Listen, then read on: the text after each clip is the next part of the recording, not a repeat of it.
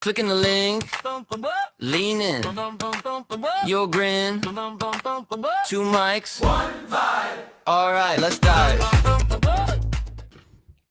Hello. Hello, Hello, Russ. Russell.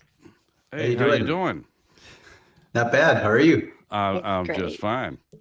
Um, so I'm going to start off with a little formal introduction for the audience. Um, Hello, everyone. I'm Chris Rennert here with my beautiful co-host Leanne Maya Wynn Oost, and this is the Contagious podcast. And today we have the great honor of having director, writer, producer, editor, and a whole lot more, Russell Emmanuel. Thank you so much for being here, Russell. And how are you today? Good. How are you doing? I am. I'm doing fine. And is it Leanne? Then Maya. Lynn Maya? Are Yeah. you on the East Coast? Is that correct? Central. Oh, you're Central. Okay. Well, nice to meet you. Nice to meet you. All right, Chris. Okay. All right. I have the first question. First, Russell, I'm going to ask how you got into filmmaking and directing. On IMDb, I see that you currently have 28 credits for directing, with the first being for a short film called Star Trek Hidden Identities from 1995. That's followed by a short called Asugatu, the Japanese New Year from 1998, and then Eagle Trip from 2002. Did you get started in filmmaking with Star Trek Hidden Identities or something earlier, or perhaps something not listed? And also tell us about your first experiences in filmmaking with some of these films. Yeah, that brings back memories. So that was actually my high school project that I did in my senior year. That was when I was living in Kobe, Japan, actually. So I went to an international school called Canadian Academy. And in our senior year, we had to do a film. Oh, we had to do something that took the whole year. It took time, money, and effort, basically. So I said, I'm going to create a Star Trek episode. And I'm a big Star Trek fan. So Yeah, me too. I was thinking maybe I'll do a Deep Space Nine episode. And that was Oh, my plan. And back then, the internet was pretty much in its infancy. So what I had to do, and I still have them, I have two Star Trek outfits that I ordered on, what's a Star Trek magazine or Star Trek log. And I Magazine logs literally back had then. to order them yeah. from the United States to come to Japan. So I yeah, think I it's, have these two outfits. And back then, it was just the tops, right? yeah. And it came with the insignia and everything. But back then, each one was 75 bucks, and they're still Oh, good. I Oh, still use wow. them for Halloween. well, back in the days, Yeah. quality was great. It was really good. I mean, it's amazing Yeah. quality. So I got these two outfits. One was blue, was for science, right? So that was for the character who played Dr. Bashir. Yeah. And then one was no, I'm sorry, for Dax. And then one was what was it? No, that was Dr. Bashir. And then one was yellow, and I think that was we had Dax. Yeah. So Yeah. Dax was yellow, and Dr. Bashir was blue, and it was I was trying to two remember their high names. school friends. Yeah. What's I that? was I was trying to remember names. I was just gonna ask you that. I was like, it showed that you grew up in Japan and Yeah. US, but you were born in the US. I'm like, wait, how did that happen? So I'll backtrack even more. So anyway, Okay, so okay. that film basically we did that. I'll get back to the film, but so I California. was born in Alameda, California. So I'm from San Francisco, but I don't really remember because we moved when I was four. So 4 years old, we moved to Tokyo, Japan. Ah, And yeah, and we were there for a year, I think. And I think, according to my mother and my father, Japanese was actually my first language, oh, but because I was in kindergarten Oh, for that first year, um, Japanese kindergarten. And once we moved back to the US, which we did after that 1 year, then I totally forgot my Japanese. oh, do And you then know English became now? my first language. oh, But there okay. you go. You know Yeah. Japanese now? Well, yeah. 日本語は少し喋りますけど、ちょっと Ah, だけです。I just said I can speak a little bit, Very but that's little. about it. well, yeah. I was going to ask you that later if you could speak some Japanese because I saw No, that no, in no. your. My mother would be very ashamed of me. My But then- Japanese is awful. So my mom is Japanese, my dad is American, American Okay. white. So that's my background. I'm kind of Ah. what they call Oh, hapa. you're mixed. Yeah, I'm a mix. So yeah, so basically, yeah, I did grow up in Japan and I did grow up in the US, but we moved back and forth. I moved back to Japan. So we were in the US again. I think we moved back to Oh San my Francisco. You goodness. see, I was so young, I don't quite remember, but I think it was like San Francisco. Then a couple years later, we moved to Los Alamitos, Oh which my. is nearby where I live right now. I live in Huntington Beach, Honey Beach. so it's not too far away. And we were there for until 1990, and I was like 12, 13. And at that point, then we moved to Kobe, Japan. From 1990 to 1995, I was in Kobe, Japan. So that's when I did that film, the Star Trek, Oh, that high school Star Trek film. for high school. By the way, even before then, by the way, yes, I did do other films, quote unquote, but they Other. weren't really films. They were stop motion. I did these like little stop motion with Legos. And I built like sets Oh. Oh. out of shoe boxes. And It, then back then there was no like digital camera. So I took my camcorder and went click, click, Uh, move the character a little bit, click, click, can we move the watch character a that little bit, somewhere? click, click, and then went gook, gook, gook, gook, gook, gook. It's like was it like Harryhausen is his name? Yeah. yeah, yeah, He Ray did stop Harryhausen. I was motion going to stuff, ask you. Is it Yeah. like somewhere we can Titans watch? and Clash of the Titans and all Oh, that, you yeah. know. He did Is a it Yeah. dinosaur film. Yeah, so I was kind of mimicking that with little Right. Lego sets. I that's remember one funny? set, I had them climb up like a ladder. Oh, Aw. I have no idea where those films are anymore. But yeah, I oh, did okay. that, back in the 80s. But my first true quote unquote professional, which I don't consider What's the really high good school? anymore. I've seen it, in retrospect, my Star Trek Hidden Identities. Is Yeah, that it was a work of a 17-year-old. Can we watch it somewhere? It's been digitized, so I can watch it Oh. for posterity, Oh. but but yeah, it took the whole year. During the time that I made the film, though, I don't know if you know, there was an earthquake, the 1995 Kobe, the Great Hanshin earthquake. Oh So my. again, I was living in Kobe, and it struck on January 17th, 1995. Because of that, part of where I lived, there was a lot of death. There was like 6,000 people who Oh. passed away, and then a lot of structural damage.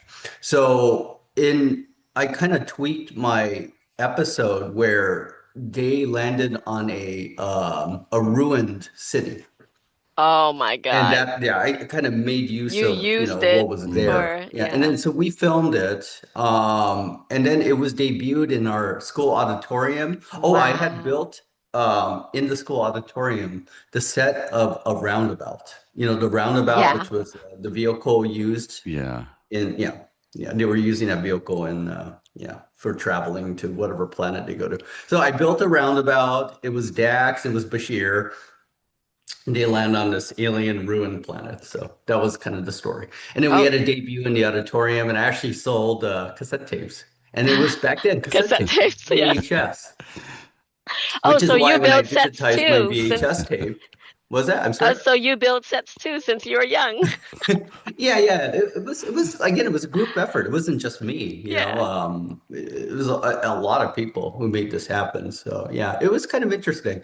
And then because of what I did, they started a cinema club at the school. Now Oh I don't think man, it Oh. lasted very long, but it did start at least, yeah. you But made anyway, that was history. that film. It was kind of a, big deal. And that film was good enough apparently to get me into USC Cinema School. Wow.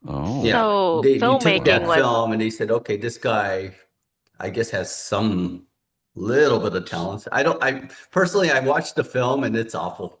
Wh- There was hey, editing back in the days, problems it and was yeah, the probably the pacing was best. off. Everything was off. So yeah, I don't consider that my best work at all. But But I guess you have to start somewhere, right? yeah, and it Then I sounds did yeah. a film during USC, that the one that you saw, the Oshogatsu one. That's really a documentary on the New Year's, Japanese New Year. So my parents still lived for one more year in Kobe, Japan, after I started going to school for 1995 to 1996. So during that Christmas, New Year's season, I went to Japan, to just go home, Right. winter break, if you will. And that's when I, did that little documentary for a class project. So that's what that is. And Oh. again, it's digitized also. I don't think it's out there. It's a school project. So, Yeah. yeah. Then we did a test film, the Ego Trip film, with my soon-to-be filmmaking partner, Emil Harris, who I have to unfortunately say he passed away 3 years Oh, ago. I'm But Yeah. he's the sorry. reason why he's one of my best friends, and we had made films from 2002 when I first met him up till 2023 when he passed away. So we did that little test film called Ego Trip. And that Wow. was just a test film with the camera. And because of that, then we did our first short film together called Her Night. Her And Night, that's when we really 2002. Mm. get into more of the professional stuff Okay. with the Her Night film. So yeah. And if you Okay. want, I can keep talking, but No, you can keep Oh, I think you talking. have This other is this questions, is right? all yeah. about you. This is Yeah. all about you. Uh, Yeah, I had no idea that the Star Trek film was so important in that it was the way you originally got recognized professionally, I guess. So Yeah, I you, mean, at that time I was what, 94 to 95, so Yeah, 17. Yeah, I was 17 years old. yeah, Yeah. so I yeah. you've mean, always wanted to make film? Like, when did you oh realize yeah, you yeah. wanted to make So film? so just the background on me, I got into film because of the music of John Williams. It was Oh, John Towner Williams. His scores just did it for me. I'm getting goosebumps Goosebumps. just yeah. I see And your hair no, I standing now, up. really am because his did, scores did, are for me, it's just so iconic. did he do Jurassic Park? My What's that? Did he do Jurassic Park? The Yes, Jurassic he Park? did. He Yeah. did Okay. Jurassic Yeah. Park. And in Right. fact, there was one scene in Jurassic Park that really hooked me. That was the scene where they traveled to Isla Nublar in the helicopter at the beginning of the film. Yeah. And I thought the cinematography was Oh, amazing. I The remember. acting was just stellar. And then the Yeah. music, just the Yes, music that was underlying all that I remember was, that. Yes. Hmm. yeah, that just got me. I mean, he's done so many other iconic scores. I got hooked on Superman, apparently. I watched it like a billion times according to my parents when I was like 5 years old. Yeah. And I think it's the score that did it for me, you know. Yeah. Of course he did Star Wars, Indiana Jones, Harry Potter. He just came out with a new score, Disclosure Day, which I have yet to see because I think I may have mentioned this, but I just moved into my first home 2 weeks ago. Oh, And Oh, yes. congratulations. thank you. Congratulations. So that's why I'm not talking to you from my office, which I usually would, Oh. Okay. because my office is not set up. Okay. It's Okay. it's all in boxes. And making an Indiana Jones reference, it looks like the warehouse at the end of that Oh, film. whoa. Yeah. Okay. So it's kind of hard to maneuver. So I'm talking Yeah. out of the guest bedroom right now. Oh, okay. But yeah, his scores really did for me. That's why I got into film. So yeah, he did Disclosure Day. He's 94 years old and he's still making scores. Amazing. I mean, Wow. it's just yeah, and it's a great score. So I want to see the film so bad, and I think this Thursday, my husband Eddie and I, who's sleeping in that room right now, Oh, hopefully I'm not waking him up, but we're gonna go see it on Thursday. So Aw. hopefully we finally have time to see the film. Yeah, so it's the music. It's music that got me into it. Two other composers, Jerry Goldsmith, James Horner. Those two, Jerry was very good with action scores. He was also associated with Star oh. Trek. He did 5 of the Star Trek scores. Jerry Wow. So Goldsmith. I think he yeah, also did Alien, the Alien yeah, he action. did. He Yeah, did that is. Oh, Alien. I He love won for that The one. Omen. Yeah. Yeah, Oh, the he did Omen. so many iconic action scores like Yes. Air Force One. Yeah. This one score I love is Medicine Man with Sean Connery. It's That one, I just haven't watched a that one. really good score. I mean, the movie is okay, but the score is really good. Yeah, I recommend it. And he passed away, of course, 20 years Yeah. ago. And then the other one was James Horner. James Horner is really good with tragic scores. He did Braveheart, Field of Yes. Dreams. He was also associated with Star Trek, Star Trek 2, Star Trek 3. Apollo 13. He won for Oh, Titanic. those are He did good. Avatar, and he unfortunately passed away in a freak plane accident like 10 Oh, years ago. Oh, So, yeah, but those three composers are the reason, especially John Williams, which, knock on wood, thank you, Maestro, you're still alive. yeah. But yeah, those three composers are the reason I make films. wow. Yeah. Should I keep Oh, going? I was gonna ask you who has been the most important person in your career and why, but I think you already answered that. Your friend. Well, I mean that's for people that I've, Your not friend? really met per se, but Emil Harris is, Yeah, I think, the your most friend. important Yeah. because, he and I made films together for a good 20 years. In fact, I don't think there's two people, Emil Harris and my soon-to-be producer, Howard Nash, who is the producer of my first 5 feature films. Those two people are the reason I'm making feature films today, Oh, even to the present day, 2026. So yeah, it's with Harris, I call him Harris. I met him in 2002. We were taking UCLA extension courses together, and we were in a directing course. Our professor was Richard Friedman, Professor Friedman, who was, an independent filmmaker. And yeah, I met him, and we had to make a film together. And that was that Ego Trip film. So we did Eagle Trip. that, but then we were discussing, should we, let's make films together. Let's do something. So we came up with Her Night, and Her Night, I did that in 2002, 2003, and that was around the time I founded my production company, Russem Productions.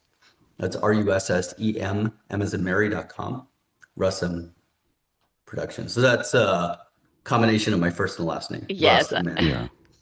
Although the joke was a combination of Russ and Emil. And Emil, yeah, I was like, But is yeah, this but is it's this his really name or Russ. M? Okay. Yeah. Yeah, he had his own production company, I Atomic was Gun gonna I was Productions. gonna ask you about that. I was like, he'll probably tell me.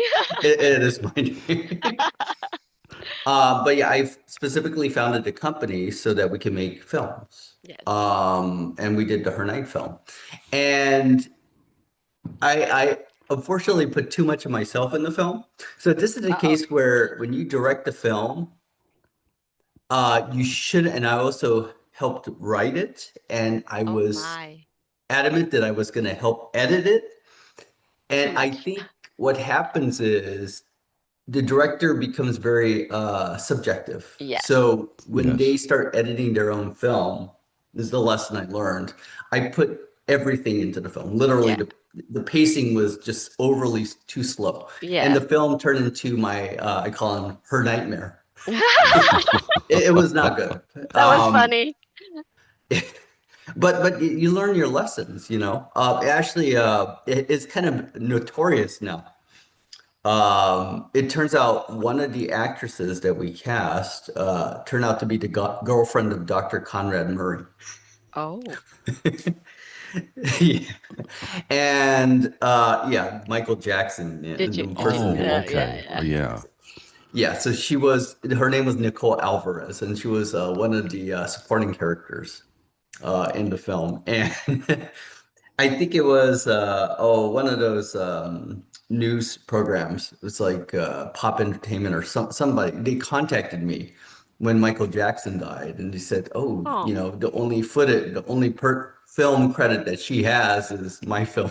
Oh. So they wanted footage, and I'm going, I guess. So yeah. Wow. We are not bad. We're not just bad. We're Michael Jackson bad, is what I say. Which, I love Michael Jackson. I I mean, I love just Michael saw Michael, Jackson Yeah. by the too. way. It's Yeah, a me too. stellar, amazing film. His nephew Jafar just They look was. so much alike. He's really good. I think he's going to get an Oscar nomination I hope for so, an 'cause acting. I really do. But when I was seeing with my friends, I'm segueing here, but yeah, I was literally like doing this when the oh songs were yeah. coming out, especially like Beat It, Thriller, and Bad at the end. I was like, Sounds like yeah. yes, I was like doing this when I was watching the film. I'm like, it's really, really good. So yeah, Yeah. that's a stellar film. So anyway, that's my connection to Michael Jackson, unfortunately. Her Night was really bad. But because of that, I learned my lessons and I did my second short film with Harris called Girl with Gun. And that's the film. So basically, I learned my lesson. I said, I'm not going to help with the Not in writing. I'm not going to help with the editing. Harris, have at it. I'll just direct the film and I'll produce the film. That's what I've been mostly doing. And yeah, that one got us into places. It got us into, I think our highlight was San Diego Comic-Con. Ooh. And so we were at the Comic-Con in 2005, and it was just like, wow, we were kids at a candy store, it's like, wow, we're at Comic-Con, I was gonna ask you big, that. iconic Comic-Con. Did you do Uh, conventions? I was gonna yeah, ask yeah, it was you. amazing. I mean, we were part of the film festival. There was a film festival Wow. portion of the Comic-Con. So, I mean, back then there were like 50,000 people that went. Do you Now do a it's like lot of over conventions too? 100,000. I think back then it was just one building, that main building with Hall H and everything. Everybody. But now, because I've been to Comic-Con several times over the years with my films, they expanded because there was just too many people. So they took out they co-opted, I think, a hotel next to it. I forgot if it was a Marriott or something, but here's the main building and then there's the hotel. And then the film festival part of it was held at the hotel. Yeah. You Yeah, still but do we had conventions? access to everything. You still do But conventions? but Do you, that experience with Girl with Gun, it's it's basically about a superhero, a female assassin superhero. I saw the trailer for And that one. she Yeah. has to balance her real life with her professional life. And she cannot tell people what she does in her real life. But then she ends up meeting this date in a Thai restaurant. And basically, she has to take out her mark while she's on a date. Oh, oh, And so she does, and she battles, this ninja girl, it's called, and she comes back looking all disheveled, sits back down, and her date's like, and it was yeah. pretty funny actually. Yeah, I So saw the yeah, trailer for that. that film, you can see on IMDb. If you go on IMDb, you can see Oh, the film. okay, It's okay. 15 minutes. I will look for that because the trailer I saw looked very interesting for sure. Yeah, no, it's again, I was very, very proud of that film. Yeah. So we did that, and because of that film, it got the attention of my soon-to-be producer, Howard Nash. Oh, okay. And Howard has been doing feature films before then. And he basically saw what I could do, and I think I met him on like MySpace. So I'm dating myself again. MySpace. MySpace, yes. MySpace, Wow, which I missed might that. still exist as a music site. I don't know, but It back is. then it was like the It was Facebook of its everything. day. Yeah. So, So I'm So, like, here's what I did, Girl with Gun. Here's where it got in and won several awards, not like big awards, but it won awards. I'm like, yeah, this is my potential. And he basically had a project and he hired me for it. It was called PJ, which is now called Heaven's Messenger online. And you could see all these films, by the way, all the feature films. You could see if you go to russm.com, there's links to see for free. It's like on okay. Tubi TV, I think it's called. But yeah, Yes. PJ. So I did that December 2006 to January 2007, and we filmed in New York, in Brooklyn. And I live in LA, right? So I was actually staying during the duration of the shoot at my brother's, who happened to work there at the time, his girlfriend's place. I basically usurped her place and she stayed with him. They ended up getting married 1 month later. oh, And now they have three beautiful children. wow. Oh, Yeah, they've been married for, so 2007. So yeah. But basically back then, yeah, I was co-opting her place. So I had a place to stay during the shoot, living out of my bag, of course, because I don't live in New York. And my main actor was the late John Hurd, oh, the Oh, Home Alone dad. yeah. yeah. He was my main actor Wow. for a 29-year-old guy, me, Yeah. who's never done a feature film. He's my main actor. Wow. Yeah, it Wow. was pretty intimidating. Yeah. But it was not just him. We also had Robert Picardo, Yes. Star Trek Voyager, Yeah. and he I've was just in noticed. Starfleet Academy. Yeah. I worked with him 6 times, but Yeah. this is the first of 6. Wow. And we had Vincent Pastore from The Sopranos, Glynis O'Connor, Eddie Malavarca, Hallie Kate Eisenberg. It was a star-studded cast. Wow. It was a trial by fire for me. But I knew that, not many people of, my age, especially, at the age I was, had that opportunity to make a film, let alone a feature film like this. Yeah. So I put my heart into it. I put everything into it. And I hope people like it. I actually watched it with 2 friends recently. It's like a couple months ago. And I was watching it and going, okay. First I was saying, wait a minute, it's shorter than I remember. But then I realized it's a different cut of the film. And I'm like, I remember filming more than that, but yeah. But I'm like, you know what, this is okay. It's not bad, I feel like, just watching in retrospect 20 years later, I'm going, Yeah. okay, okay, I can buy So, that. yeah. I don't think it's a perfect film. I don't think any films I do is I was gonna perfect. say no. But I'm like, yeah, it's okay. Now I mentioned I love film scores, right? So I worked with composer Neil Argo, who also unfortunately passed away in 2017, same year as John Hurd passed away. But he and I found him. I forgot where I found him, but he had worked for Aaron Spelling and he's done a lot of TV stuff. So he did 90210. He did National Geographic, Skeletons of the Safari Coast. I think he won an Emmy for that. And he wanted to get into feature scores. So he teamed up with me. And I told him, like I was telling both of you, that I love film music and all that stuff, right? So yeah, he's basically said, okay, I'll team up with you. And, he gave me an orchestral score for my first feature film. We used Aw. Wow. players who are Hollywood. At that time, I think the lead player, his name was Mike Vaccaro, and his team just worked on Mission Impossible 3. That was back then. So we did our score, and it wasn't a big orchestra. We did, I think it was like 15 players or something, and we stacked. It's called stacking. So, in an orchestra, the main problem is the string section. The string section, you need a lot of players to make it feel big, right? Yeah. So what they did was the string section played the string parts twice, and we stacked it to make it sound like it's 30 players rather than 15. Right. So that's how we got the score for PJ. And you can listen to it on Apple Music. It's on there. And sometimes I listen to it. I'm going, okay, this is pretty cool. I'm a kid in a candy store. I'm getting my wish list here. I'm working with an orchestra. Yeah.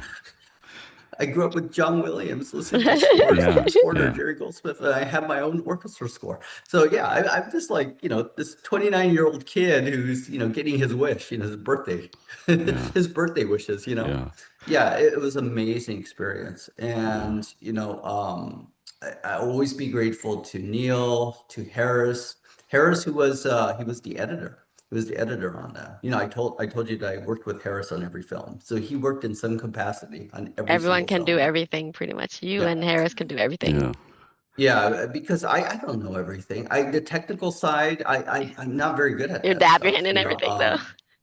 Yeah, but yeah, Howard, just everybody, Well, Bob Picardo. I mean, my God, he he kept putting up with me for several films. I'm just super grateful. So we well, did that. That was 2006 to 2007. And because of that film, one of the executive producers, his name was Craig Fankel, he apparently saw what I could do, and Howard must have convinced him to hire me for his film, Chasing the Green, which is now called Big Shots. Again, you could see that on Tubi TV. And we did that literally as I was finishing up post-production. I think we're doing the score, like, and then 2 weeks later we were filming the next film. Wow. So I did my second feature film. Yeah, literally 2 weeks after my first film was completed. So it was literally, you go from trial by fire to Jump into another one. trial Yeah. by bigger fire. Yeah. And again, it was filmed in New York. This time, I think we filmed. Where was it? Was it White Plains or something? Yeah, we were filmed in a different part of New York. So we went from Brooklyn, and I think, gosh, I don't remember, but it was definitely a different part of New York that we filmed in. And that film, so the first film was like 16 shoot days. This one was like 20, 22. Oh, And my God, yeah, it was even I was better. like, my God. Yeah, no, it's again, and we had Jeremy London, Party of Five, Ryan Hurst, Sons of Anarchy, our two main actors. They played two young brothers in the film, and my first film, by the way, was with PJ, was about a guy with burned hands, and the Dr. Shearson, played by John Hurd. He has to figure out what's the deal with this guy, and if he doesn't, then he'd be sent up to a mental institution. So Oh, he has 1 week to figure it out. And then, of course, then that guy with the burn hounds help ends up helping him, and he's having issues, Dr. Shearson. So that's what that film is about. It's kind of like a drama, faith-based film. My okay. second film, Chasing the Green, was a bio. It's actually like a biopic, and it's two young brothers, and basically they make it big in the credit card industry, and then they get clamped down by the Federal Trade Commission. And one thing they love to do is golf. That's why it's Chasing the Green, because green is money, Oh, but yeah. green Yeah. is also golf, Golf. golf Yeah. course. It's green, right? Yeah. Yeah. So, so it's kind of like a sports true story biopic, I guess, if you want to Right. call it. And Robert Picardo again worked on that film. He played a lawyer. And we had the honor of working with William Devane. William Devane has been in a lot of films, like Yes. Space Cowboys. But the one that really, for me, was a big deal was he was in Sir Alfred Hitchcock's last film, Oh. Family Plot. Oh. So I was working with a veteran actor who was directed by the master of suspense himself. Oh, awesome. There's no way I'll ever be on the level of Sir Alfred Hitchcock, but basically when Howard told me, Russ, we can get Bill Devane, I'm like, okay. He's like, yeah, but He's he like only sweating. has a shoot day window of 6 days, and he wants to keep his beard. I'm like, of Okay. course, whatever. We'll do whatever Yeah. we want. Yeah. We'll do whatever he wants. Yeah, yeah, and that's how we ended up. He played the villain, Victor Gatling, head of the FTC, who clamps down on the innocent young brothers. So that's the character he played in the film. Yeah, it was an amazing shoot. Just I remember I celebrated my 30th birthday on set. So my birthday's in August, and it was August 2007. And Howard threw me a surprise birthday party during lunch, I think, on that day. And I was surrounded by the cast, the crew, the extras, my friend Neely, who happened to be there, and was also in the film. And Howard came out with this pineapple cake and started singing "Happy Birthday" to you. And I'm going, oh my God, who gets this kind of experience, on his 30th birthday? I mean, my wish list when growing up was by the time I was 30, I could direct a feature film. That was my Aw, goal. And you I'm on got my all of it. second feature film Yeah. And you when I got And turned this 30. So I'm like, right. there you go. bonus. And I mean, and it was a surreal experience. I'll never forget that. and speaking of, Yeah, it was yeah. great. It was a great experience. That film, the first film was like 91 minutes. This one was 102. It's my Ooh. longest film I've done to date, actually. 102 minutes. It's a big film. Oh my God, yeah, that was something. So we did that. And then because of the success of that film, then we were able to do my third feature film. So I've done 7 features, right? Oh, Now I'm on film number 3. And film number 3, we shot in my neck of the woods, Huntington Beach. And again, it was Howard. Howard had this idea of a Princess Bride type story. oh, And they had shot some footage already at Paramount Pictures, some oh, fantasy stuff, and he wanted to build a story around that. So basically, it became Robert Picardo in a main role this time, and he's the grandfather telling his young grandson, played by Jerry Young, at the time he was like 8 or 9, a bedtime story, like they did in Princess Bride. You know, Peter Falk's character told, the grandson in that film. And the story is of this fantasy character named Nathaya. And Nathaya would help him decide if he's going to live with mom or dad, who at that time they were divorcing. So that's what that film was. And it was much more intimate, this film. And working with Bob in a bigger role. So the first 2 films I worked with Bob, but like the first film, it was like 1 day.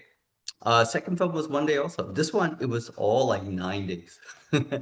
And he lived at that time in Pasadena, but traveling from Pasadena, California to Huntington Beach, so that's from LA to Orange County, right?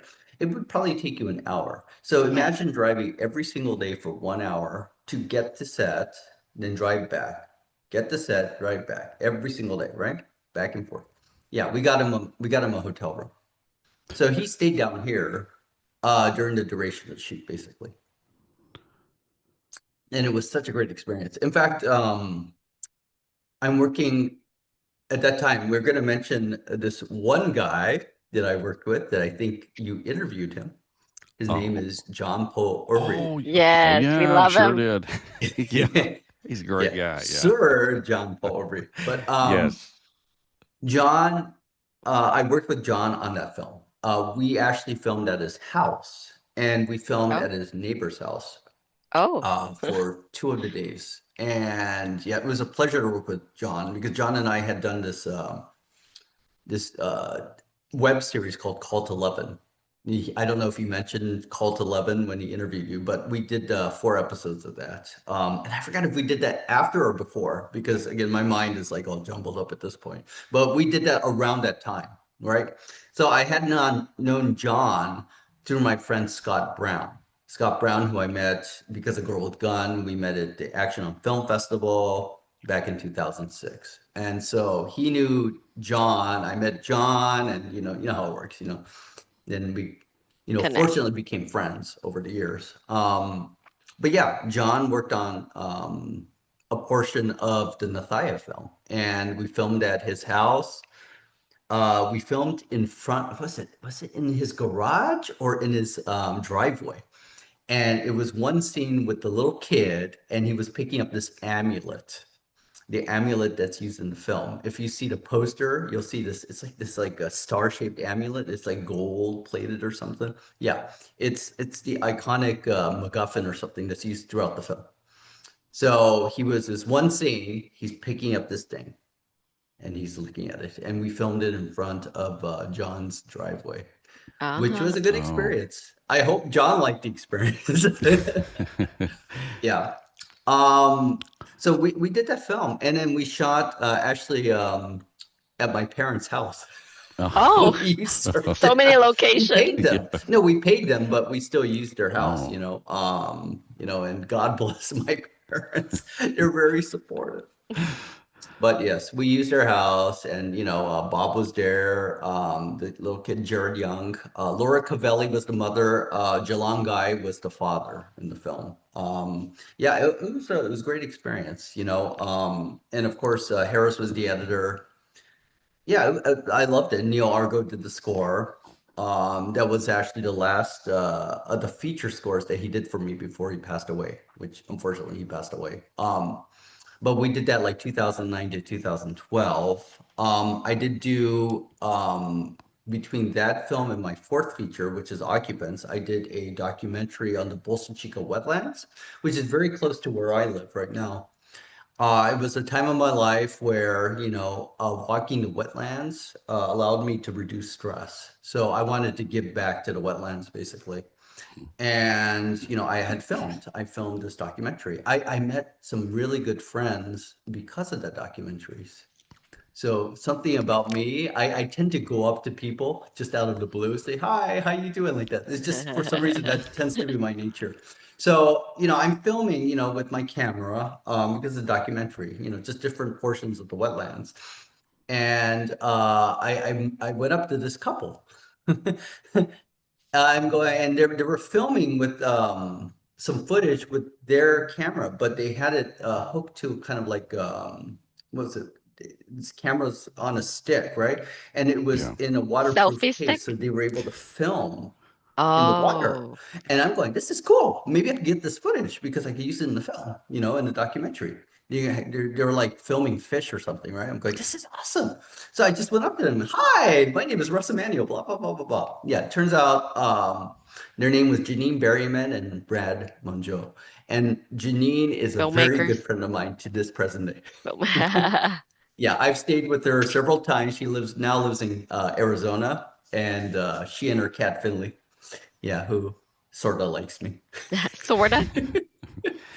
Love-hate relationship with Finley. I think he likes me, but yeah, don't ever try to pet him. But yeah, no, I met my good friend Janine, because of that film. Only because I happened to just go up to them and say, "Hey, how you doing?" And there you go. And David and Margaret Carlberg, and Margaret passed away, unfortunately, but David was very instrumental. So what I did for that documentary is I needed to know the history of the wetlands, right? I needed to know what this whole place is about. Why is it here?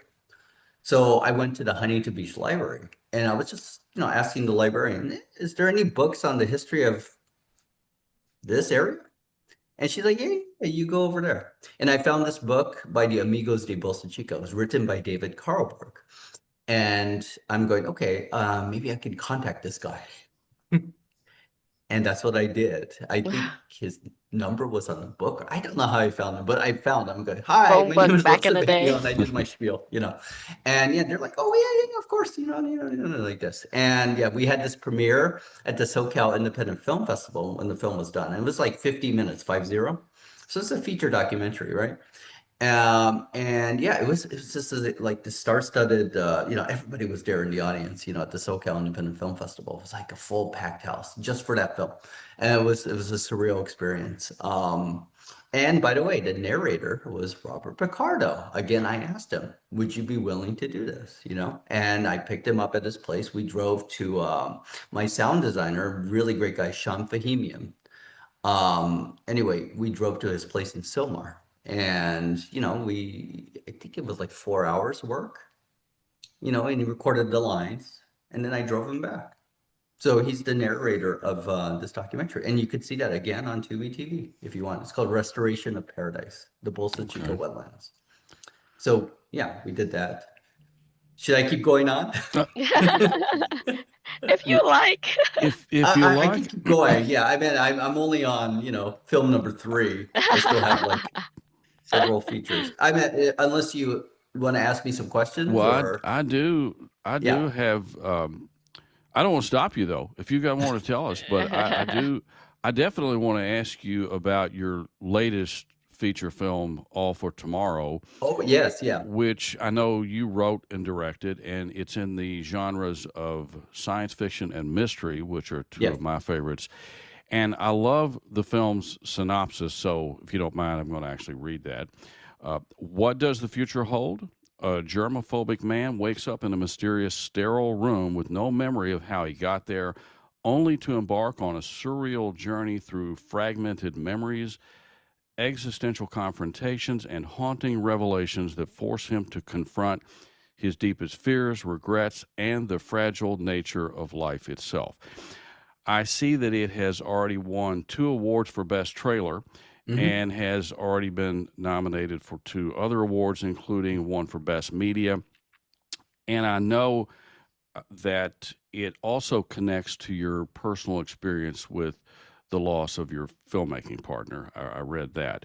So tell us more about All for Tomorrow, where we can find the trailer, what inspired you more specifically to make the movie, and when it will be released.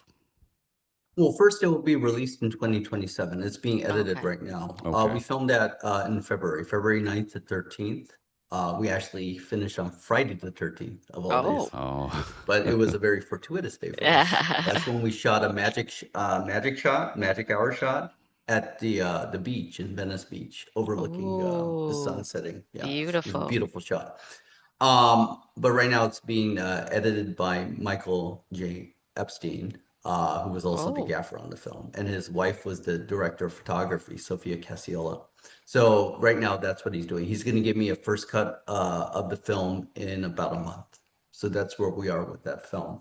That film, I remember how I mentioned Harris and I had done all our films together? yeah, yes. Well, he had passed away during post-production on our sixth feature film, Staycation, which is Hmm. now out as Apocalypse Death Party. So Right. he and I had started Staycation together during COVID, and he was the writer, he was the editor and the DP, and he was doing the visual effects and passed away. And I had to finish Staycation, and it wasn't a fun experience for me because filmmaking should be fun. It shouldn't lead to death. And I don't know if the film was too much for him, or I know he had other health issues, but yeah, it really made me think when he passed away, I'm going, this isn't fun. I'm not having fun doing this. And I said, maybe I'll quit. Maybe I won't make any more films. I really was seriously contemplating doing something else. But I had to finish Staycation because of our investors in the contracts. So I had to force myself to finish the film, which I did. It took one extra year though. And the investors put up some more money because we needed a new editor. We needed to do more visual effects. So I did finish the film. It did debut and it was successful. So I was very grateful for that. But I was thinking, okay, after that film is done, what am I going to do? Should I make another film or should I just quit? Um, and if I was to make another film, he's dead now, right? He's no longer with us. So he won't be the writer, he won't be the editor, he won't be the DP. I will need a new team. So it's like a couple months after the film was done, I came up with this idea. And basically, I built a story around this film studio in North Hollywood called Envisionate Studios, which I had filmed there before for Staycation.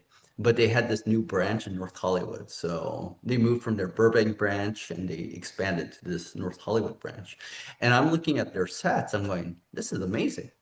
I'm going, okay, I'm getting this idea here in my mind because it's just how my mind works. I'm going, what if I build a story around the studio? And I'm going, okay, what can I do? What can I do? What can I do? So I'm like thinking and thinking, right? And I knew again, I needed to work with a new DP. There's just no way around this. And I was thinking at first, I will write this one, right? I will write All for Tomorrow, just to put out the test. I mean, I hadn't written anything since I think Her Night. But I'm like, what can I do? It's either hire a new writer or just do it myself at this point because Harris is no longer with me. So I wrote it, built around the studio, and I had met Sophia and Mike at a film festival back in 2018 in San Diego. I think it's your neck of the woods, if I'm not mistaken, Chris. I live in Louisville, Kentucky. Never mind. Never mind. Okay. That's a little bit far. Oh, you're in Louisville. Guess Yeah. what? I'm going to the Imaginary Convention, Oh, Oh, that's right really? there. July 17th to 19th. Oh, Yes, I'm actually going to be there. Y'all should meet up. oh. Well, I will make a If point to be you're there to available, see yeah, you I'm going to then. be booking my tickets. They're going to let me know exactly what day to come. I think it's going to be the Saturday. Okay. But I have a film, Round the Corner, which is a tie-in to Staycation, and then I'm also a panelist Ooh. at the Oh, convention. So if you're okay. available, I I'd be sure. very Yeah, happy to meet up with you. I will make my. I'll be there. Yeah, Okay, since awesome. I've been Awesome. It'd be before, great to meet you in person. it will be great to meet you too. I'm glad we found out about that. I'll be there. Okay. Well, I'm glad I asked that. Yeah, I'm glad I sure. know. Now I know you're Yeah, in Kentucky. yeah. But yeah, I thought you were in San Diego. I apologize. But basically, Oh, it's okay. Yeah. I met these people at the it's called Horror Fan Fest or something. I forgot what the name of the film festival. It was a horror film festival in San Diego in 2018. And they won for their film. I won for my feature called Occupants, which was my fourth feature, the one that really did a number for me. I mean, it really, really like took, my career took off because of that film. So Yeah. I'll talk about that film and, Yeah. I'll get back Okay. to that one. But I met them and I'm going, you know what? These are really great filmmakers. And I just kept tabs on them. And, I'm going, okay, maybe one day we'll work together. That's why you go to these film festivals. You meet other filmmakers thinking maybe you can work together at some point. Well, lo and behold, I approached them about All for Tomorrow. I told them it's like a test film. Basically, so I remember I was saying I was thinking of quitting filmmaking. I wanted to put out the feeler and do a smaller film, still a feature. It's a feature, but on a smaller budget, smaller scale, 5 shoot days. It's 75 pages. And I just want to test out the waters. And that's what All for Tomorrow ended up being. And I'm like, this is the script. And I showed them the script. I'm like going, can you do this? Can we do this? At first I asked him, can we do this in 4 shoot days? And they're like, no. But we can do it in 5. I'm 75 like, okay, pages. okay, I'll do 5. The budget increased a little, but not too much. I'm going, okay, we can do 5. And I approached my investors. I've been grateful again, with the success of my previous films. So my investors are like, okay, we'll do it. We'll do it. And it's a 5 figures film. Hmm. And yeah, that's what the film turned out to be. It was a test film, but basically I built it around the studio, Envisioning Studios. And I wanted it to be a very personal subject matter. So it deals with mortality. It deals with this guy named Pete Harlan. He wakes up not knowing what happened, but he's all bruised and everything, right? And he has to basically, I don't want to give away the film, but All he right. has to come to terms with his own mortality, Hmm. about what the future brings. And basically, he is me. I am Oh, Pete okay. Harlan. He has Oh, panic attacks in the film. I had panic attacks. oh, He's literally me. And yeah, it's basically what I call my midlife crisis film. oh. You know, can I keep making films is really what the film is about. It's for him, the character is what does the future hold for him? And basically, that's how the film came about. So we filmed that successfully over 5 shoot days. We shot like 15 pages a day. And I got over 100% of my shots. In fact, Sophia and Mike had ideas for shots that I didn't even think about. They gave me a gimbal shot. They gave me a Zolly shot. They gave me all these shots that was never in my original shot list. So they gave me more than 100%. And I would work with them again in a heartbeat. And that's what we're trying to do right now. So yeah, that film was a very pleasant experience. And I'll give you an example. I worked on my first feature that I worked on back in 2002. I was a assistant to the producer. It was on set, every department didn't talk to each other. It's like it was a very, Interesting. very morose, depressing kind of set. Mm. Mm, I still had a great experience. I've learned a lot on the film, but yeah, nobody seemed to want to Yeah. communicate with each other. And I said, if I ever do a film, I don't want that experience. I want right. people to enjoy and have fun. So on Yeah. All for Tomorrow, during lunch, I think, or something, or like between a shot, a take, I went into the makeup room and everybody was just laughing and talking and just, and I'm like, oh my God, they're having a good time. And that just, made me so happy because that's what I want. I want people to be happy. Because I think, you have a happy crew, happy cast, it becomes movie magic. It shows on screen, you can feel that energy, Yeah, sure. So yeah, I was super grateful. I mean, we had a great team, great people. I worked with, yeah, I just worked with a lot of great people. So that's what All for Tomorrow is. Yeah. Well, after hearing more about what it's about, it makes it even more interesting to me that it is also a science fiction film. I'm interested. I want to see the film for sure, and I'm interested to see how the science fiction element works into that. So it wasn't my idea, but the DP's like, why don't you play the dead pilot on the spacecraft? I'm not going to give anything else away, Okay. Okay. Yeah. but we worked with this amazing makeup artist, Alexis, and she gave me this head gash. It took like 20 minutes to apply, but it's like this prosthetics head gash. And Yeah. I was actually directing with the head gash on, and I didn't even feel it to a point where I was like Yeah. scratching, ooh, I forgot there's like a prosthetics on my head. Yeah, so I can't act. I'm not an actor, but I'm going, you know what? Maybe I could play a dead guy. Oh, well, what do? You just go. Yeah. So, that's what I was doing. Right. I was playing a Yeah. dead man on a spacecraft in no gravity. Okay. So that's the science fiction element of it. I'm not going to say anything more because Oh if I no, do, I it'll give wouldn't. it I away. wouldn't But want to yeah, hear any it more. definitely But is science fiction. yeah, well, that's very interesting. Yeah, I'll be looking for that one for sure. What's your Thank you. favorite genre to film? Oh, my favorite genre? Oh, yeah, it'd probably be sci-fi. I mean, I love science Oh, fiction. No, you know well, what? Science fiction, but also mystery. I like mystery Ah, thrillers. yeah, I like films where you need to figure out who done it, you know? yeah. Yeah, I love those films. I just love it. I mean, like one of my favorite films is Clue. oh Clue yeah. based on the board Yeah, game. yeah, yeah. With Tim Curry and Madeline Kahn. It's like who did it? Who did it? And of Hmm. course, that's more of a comedy, but I love that stuff. I played Clue when I was a young kid. I'm going, okay, was it Colonel Mustard in the kitchen with the wrench? I don't know. We have to figure it out. I just love that stuff. So I would say mystery, but definitely science fiction. I love science fiction. I grew I, up on Star Trek. I mentioned how much I yeah. love Star Trek.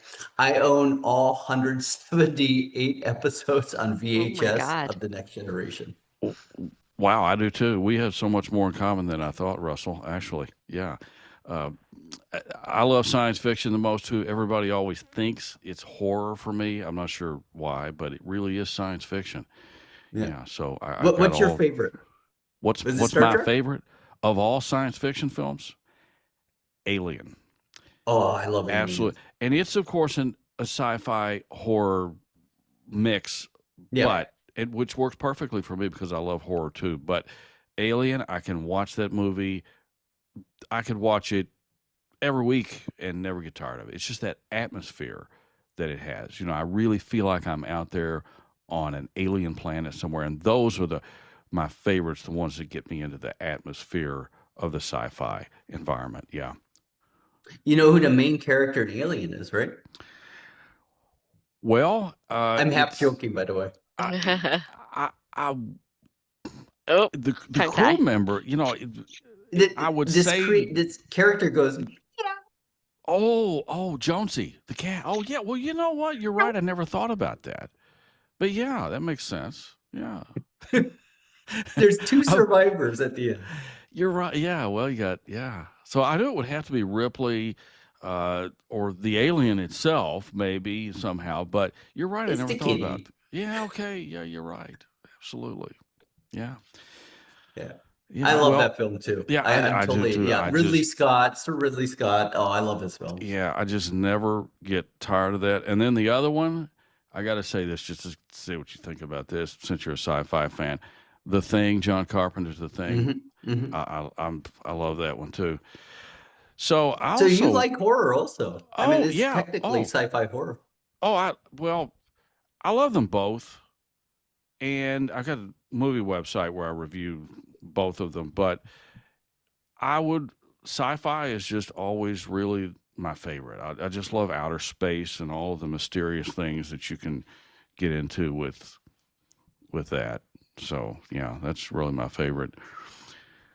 And so the next film I want to, well, am I? Did you have Oh, another question though? Sorry. well, I wanted to ask, like, did you have any major challenges on set, like tight deadlines or limit budgets where you have to like work around where you don't like, how do you work around it without compromising qualities of, the film? Filmmaking is subjective, and you have to think outside the box, especially on an independent level. I mentioned Chasing the Green. During shoot day 19 or 20, the producer's like, you have to combine 2 shoot days into one, and you have to Ooh. do it today. And I Oh, did. I made it happen. I make it work. no sleep. Yeah, you just do it. I mean, what choice do you have? Yeah, I have many examples of that. That's one. I remember for my first feature, we shot in a warehouse, and you know, uh, the film called it's a hospital set, right? But we also had one set for Glynis O'Connor's character in her apartment. So guess what? We just built the apartment set, and we shot it in a way that we don't see too much of the Yeah. apartment. So It's you can kind of use the like what other you're side. seeing me now. So we just built a little section of the warehouse into her apartment. That's nice. That's But I don't think anybody can tell. You see the film, you're like, oh, that's her. You didn't shoot in a real apartment? I'm like, nope. nice. It's right there. It's right next The to little the corner. hospital bed. Yeah, that's what you do. You make this work. You make it happen. All for tomorrow? Yeah, 75 One room. pages in 5 shoot days. I mean, that's One insane. little, one little room. But we made it happen. We just planned the heck out of it. I'm a perfectionist. I'm a hypochondriac. I have Uh-huh. plan B, plan C, plan D. We just made it work. I mentioned how we had a shoot on Friday the 13th, and it was an exterior. The sun had to set. It literally, we needed to do the sunset over the ocean, the Pacific Ocean. What Because on the if, Pacific side, that's where the sun sets, right? On the Atlantic side, the sun rises. what if it Yes. So it decided to have a needed cloud to out? be sunny. What if it wasn't sunny? Exactly. So we had planned it so we would have shot the first Sunday before the first shoot day. That was our plan B. Ah, Oh, okay. And guess what? Every other day that week it rained, except for Friday the 13th. Wow, wow. And that I was is. looking at the weather app on my iPhone for a good 2, 3 weeks. I think you can Wow. look out like 10 days prior. And it's not as accurate 10 days in the future, right? But Then, every day, 10 days, 9 days, then, 8 days, 7 days, I was looking at the weather. I'm going, okay, it's still sunny. Okay, it's still sunny. I'm like, well, okay, then you Thursday's getting actually. cloudy. Oh no, Saturday's getting cloudy. Oh I'm like, no. oh, Sunday. I meant Friday. Please, please, please keep. And yeah, Well, luckily it turned out to be. So by the time we got to our contingency day, which was that Sunday prior, Sophia, Mike, and I were like, you know what? We'll nix the contingency day. And we had the actor fly in. He flew in from Chicago. The main actor, Drew Martin, is amazing, by the way. So he played Pete Harlan. I said, can you please fly in on Saturday, just in case we need you on that Sunday? You know? And then I told him on the Saturday, that's when Mike, Sophia, and I decided, you know what? We don't need to shoot on that Sunday because we're almost confident that we can film on the Friday for that shot. So we said, okay, Drew, you could have that day off, just prepare, and then we'll see you on Monday. So that's what happened. So yeah, we have the contingencies Wow. just in Yeah. case. and but the other And good things thing. will always go wrong. I mean, that's just filmmaking. I mean, you have we had 30 people on that set, which isn't the biggest, cast crew I've ever had on my film. I've had like 100, but 30 is still a lot of people. You're juggling 30 people, for a 5-day shoot, shooting, a feature film script. I mean, things are bound to go wrong. You just have to deal with it, you know? Have But the you, good thing is, go ahead. What's that? I just want to throw this in real quick. I kept thinking when you were talking about Friday the 13th and then you had the good weather, is you had good luck on Friday the 13th, which Yeah, is normally a bad luck day. So, I know. yeah. Oh, I Have you know. I totally know. Which is now why Friday the 13th for me is a good day. Yeah. have you ever had to like have you ever had like a difficult working with an actor or crew member and like how did you deal with that? You don't have to obviously don't have to name them, but like how do you deal with that? You just have to be professional and keep working. And yes, I have. I've worked with difficult cast members and crew members who I never worked with again. Oh, But you okay. have That's to Yeah. all I will finish it, say. right? And what are you going to do? You have to Have a Right. hissy finish it. fit and quit the Yeah. film Yeah. or just keep going? Because here's how I look at it. You raise the money or somebody raised the money. You have a finite amount of days to shoot the film. You're not going to see these people afterwards. Yeah. So just put up with it for 1 week or 2 weeks, Right. get it done and And move you on. never see them ever again. Yeah. I mean, Yeah. that's really what we did. It happened on several of my films. Now, I think it's more the exception, not the rule, because I met a lot of great people and I've worked with a lot of great people over the years. But there are some people, unfortunately, that, yeah, they either didn't like me or it was the other way around. And, I do my best, to make everybody feel welcome. But, Ha- Have you ever actually had to let someone go? Like, yes. oh, okay, Yes, that's it was pretty bad. one film, and I It's can't. bad when a good guy like you like put up with people that have to actually let someone So go. it was a first AD on one of my films, Oh, and an our AD. investor was going to come like 2 days later, and he wasn't keeping the set. A first AD's job is Oh, to make sure everything goes smoothly, right? And he just wasn't up to par. And my mm, producer Howard came up to me and goes, "Russ, we got to do something about this guy." And he was a very nice guy, but he wasn't doing yeah, his I had to job. say, "Hey, man, just not working. I'm so Yeah, sorry, but we got to let you Yeah. go." So right. it did happen. Yeah. Yeah. I didn't want to do it. He was a very nice guy.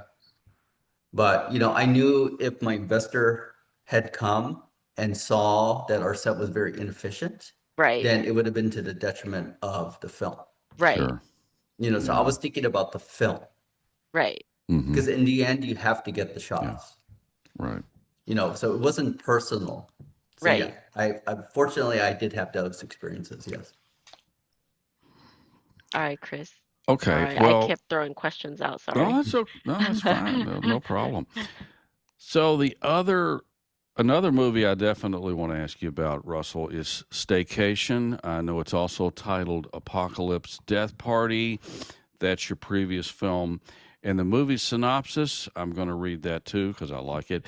As a candid interview carries on between the country's leading virologist and a no nonsense journalist, college roommates deal with the daily struggles of a global pandemic and a couple separated between continents play catch up. And so, after seeing the trailer and seeing that it's in another of my favorite genres, comedy, horror, and sci fi all together, I wanted to see it. So, I found it on Tubi Friday night and watched it. And I really enjoyed the movie. Especially liked how you used so many different ways to tell the story through interviews, product commercials, podcasts, news interviews, internet video meetings, and even online gamers. So um, I really liked that, and a lot of humor was in it, the dark humor, and I'm thinking that the movie was probably somewhat inspired by COVID. I'm possibly just because of the pandemic nature of it. Uh, but I also really liked the novel take on it, where I won't give anything away, but I'll just say the relationship that the virus has to animals, Mhm. which is unique. So tell us how you came up with the idea for Staycation, and anything else you'd like to tell us about the movie. And I'm assuming I found it, as I said, on Tubi as Apocalypse Death Party. Is it now officially Staycation? No, it's vice versa. Or We filmed it as Staycation, but usually what distributors do, and it got distributed by Desktop Entertainment, um, they like to change the title. They like titles that tend to be closer to the letter A in the alphabet. Oh, okay. Because I think when customers peruse whatever Mm-hmm. titles, it starts with A. That makes sense. Yeah. So I kind of knew that Staycation probably would not stay the same title. Mm-hmm. And that was fine with me. So we came up with the distributor, and then my producers rep, Savant Artists, they're the ones who found Savant Despot Entertainment for me. And we Mm-hmm. all three of us, Sebastian's his name, we all came up with that title. And we had different titles, and we thought, okay, Apocalypse Death Party. That sounds cool. Yeah. Let's choose that title. Then it becomes Apocalypse, which is kind of Right. like, horror, Mm-hmm. death, which is Mm-hmm. kind of horror, Mm-hmm. Yeah. party, but wait, maybe it's a comedy. So I, that's why we went with that title. I thought it's a great title because it's got all those very the words that hook the viewer in. Yeah, all that. That's what Oh, thank got you. me. Well, Yeah. so that's yeah, it's called Apocalypse Death Party. It's on Tubi, Zumo, Roku, and other Mm-hmm. channels. But that film, we did that because of COVID. And yes, it is a take on COVID. It's definitely Mm-hmm. a take on COVID. Yeah. But in this case, it's more of a horror inspired virus Right. that takes Well, over the world of I, staycation, Apocalypse Death Party. I, And it's how the world, it's a mm-hmm. global pandemic and how the Mm-hmm. world reacts to this pandemic. Well, The idea, the way I filmed it was like Paul Verhoeven's RoboCop. If you remember RoboCop, you yes. had this very dark A story, which is Mm-hmm. Peter Weller's character, family man, nice home, nice career. He loses his life and becomes a robot. Yeah. It's Yes, I depressing. do. I like that It's movie. very Yes. depressing if you think Mm-hmm. about it. So what Paul Verhoeven did, and I thought was very smart, is he interspersed it with these kind of really funny commercials and news He programs. he does the same thing in Starship Troopers. He Yeah. does, Yeah. yes. He That did. that Yeah. seems to be his Yeah. trademark. Mm-hmm. Yeah. And by doing that, and I remember this one commercial in RoboCop was this one woman, she was lathered in blue goo Mm-hmm. because the Yeah. ozone layer was disappearing. So Mm-hmm. she had to like cover herself, and she's like laying down like on a beach with all this blue goo looking like a complete freak. And it's like, yeah, I'm going, this is so funny, you have to laugh because it's just so ridiculous. But it was still telling a story. The ozone layer Mm-hmm. was disappearing at that time. Right. Yeah. So I'm going, this is a little comic relief in a very dark A story. So I'm going to take that same, I'm going to direct Staycation in the same vein. So we had a dark A story, which is, we had this one lady, she becomes this creature, for the Yeah. very beginning of the film. Right. And Yeah. then, this a professor played by Sean Kenny, who was Mm-hmm. in Star Trek, the original series, who was a crippled Captain Pike, who's also in All for Tomorrow, by the way. Okay. He has a cameo in All for Tomorrow, but I worked with him like 3 times. Assassin's Apprentice 2, which I did pre-COVID, Staycation, and then this. So that's the dark A story. And also with this kids, Britt and Marnie. Mm-hmm. So you Yeah. have Britt, Marnie, Professor Bellows, and Professor Bellows is dealing with this one patient basically. So Yes. that's the A/B story.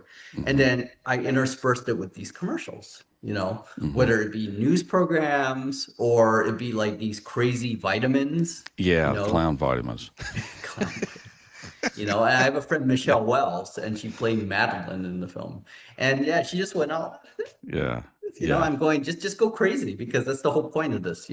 But you have these comic relief elements. I mentioned Round the Corner. Round the Corner was a segment, I think the funniest segment in Staycation is about the character. It's this news program called Round the Corner. And basically, they interviewed this woman, Kelly Maroney's character, Cynthia Oxford, and she's keeping two creatures, family members in the backyard. Oh, And she yes. has this like noisy neighbor, and they Yes. go tit for tat. And Right. every time I had watched the film, when you watch and do any film, you quality control it, right? Mm-hmm. So you have to watch it over and over and over again just to see if, if you need little corrections here and there, even if it's one little frame. So I keep watching this film. Like I watch every film I do hundreds of times, right? And every time I see that round the corner segment, I laugh my butt off. Mm-hmm. I'm going, this is funny. Yeah. And the reason I isolated that segment of it is to get publicity for the feature itself. So I wanted, hopefully, people to see round the corner, like it, and want to see the actual feature based on that. So I used that as free publicity. So yeah, we had those kind of elements like round the corner. Yeah. And I didn't know until we won, I think at our first film festival, we won Best Comedy at Shockfest. I don't think until that moment I realized we had a comedy. I was literally directing it as a drama. But then everybody kept laughing their butts off. You Then I won realized six we have a best comedy on our you hands. won six best comedies so far. I literally looked through all your awards and I'm like, holy crap, that's like 200 awards for Staycation. Yeah, Wow. apparently it's a comedy. So, It's I'm going, "Yep, it's a amazing. comedy." It's a comedy. Yeah. And well, another thing I like about it is from the beginning, which I believe is an interview scene with Olivia Dabo. Yes. And it takes a serious tone in the Mhm. beginning. And so what I like, especially with the dark humor, is when you have these unexpected shifts and combinations of the humor and the more serious parts. So I like that too. Thank you. Yeah, well, Yeah. that's again Paul Verhoeven, Hmm. RoboCop, dark A story, Yeah. which is Yeah. I didn't. depressing. I, And then you have these comic relief elements, hmm and again, it's a social commentary on COVID. So it's people's take all over the world, literally all over the world. hmm We had a Japanese professor, we had some guy out of Australia, we had this guy, was it Matt? He was stuck in Belgium. We had people all over the world in the film, literally, you know. hmm Well, what We had people who filmed in France. I mean, I'm telling you, it was literally a global film. what would your life be without filmmaking? Mm. Boring. That's a good question. I don't know. I always Well, think parallel version of myself. When I oh, first, I think I might have become an engineer.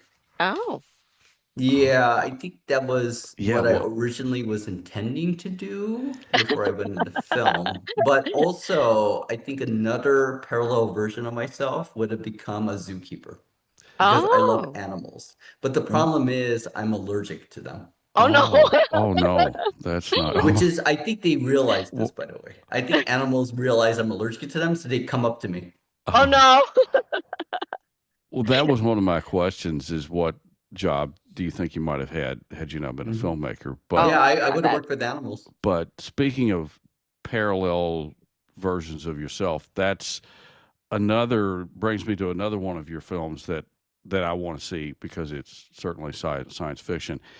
Is one called Alterverse Hmm. from 2015. I saw the trailer for that; looks very good, and it also stars Robert Picardo. I see it's Which listed as a horror sci-fi thriller. So I've always been fascinated with the idea of alternate universes myself, and so what gave you the idea for that one? Is it out of that same fascination that you Well, have, the maybe script was perhaps? found by Howard Nash, my producer of my first 5 features, and this Oh, is that would be my fourth feature that we okay, did oh, together. And it was okay. originally titled Occupants, but I mentioned how distributors like to change the title, I noticed Oh, that. so You it change became so titles a lot. Ultraverse, oh, A rather so than O. So yeah, but it was called s- Occupants, and in fact, oh, I I still didn't call know it that. Occupants, even though it's called Ultraverse now. Oh, I didn't know that. I thought that was Yeah, a they're the totally same different, film. right? I thought it was a different movie. Okay, Ah, all right, But okay. that film, we Howard found the script. I forgot how he found it, but it was a writer named Julia Camera, Brazilian American writer, and she wrote this amazing script. So basically, Howard got fascinated. That was around the time when crowdfunding started to get popular. So I think the first truly successful crowdfunding film was Veronica Mars. They raised the money in like 2014 or 2013. They raised several million. We didn't raise several million, but we're thinking, okay, maybe we could do a crowdfunding thing, you know? And then he was thinking, what can we do that's on a smaller budget, but and more confined? So he found this script of basically this couple, young couple, Annie and Neil Curtis, and then they talked with this doctor online, again played by Robert Picardo, and they're in just in one house for the whole film. So one location, two main actors, and Wow. that's going to bring down the budget. Yeah. And we shot that over 10 straight shoot days. Wow. So that's how he was thinking, Howard. He found this script, says, you know, this could be perfect to make this film, and maybe we could do crowdfunding to raise the money. And we asked Bob if he would be willing to play that supporting character. And I think initially that doctor role was a female in the script, but Julia and her husband, Tim, loved Star Trek. And she was willing to change the gender because we were Okay. able to convince Bob to do the role.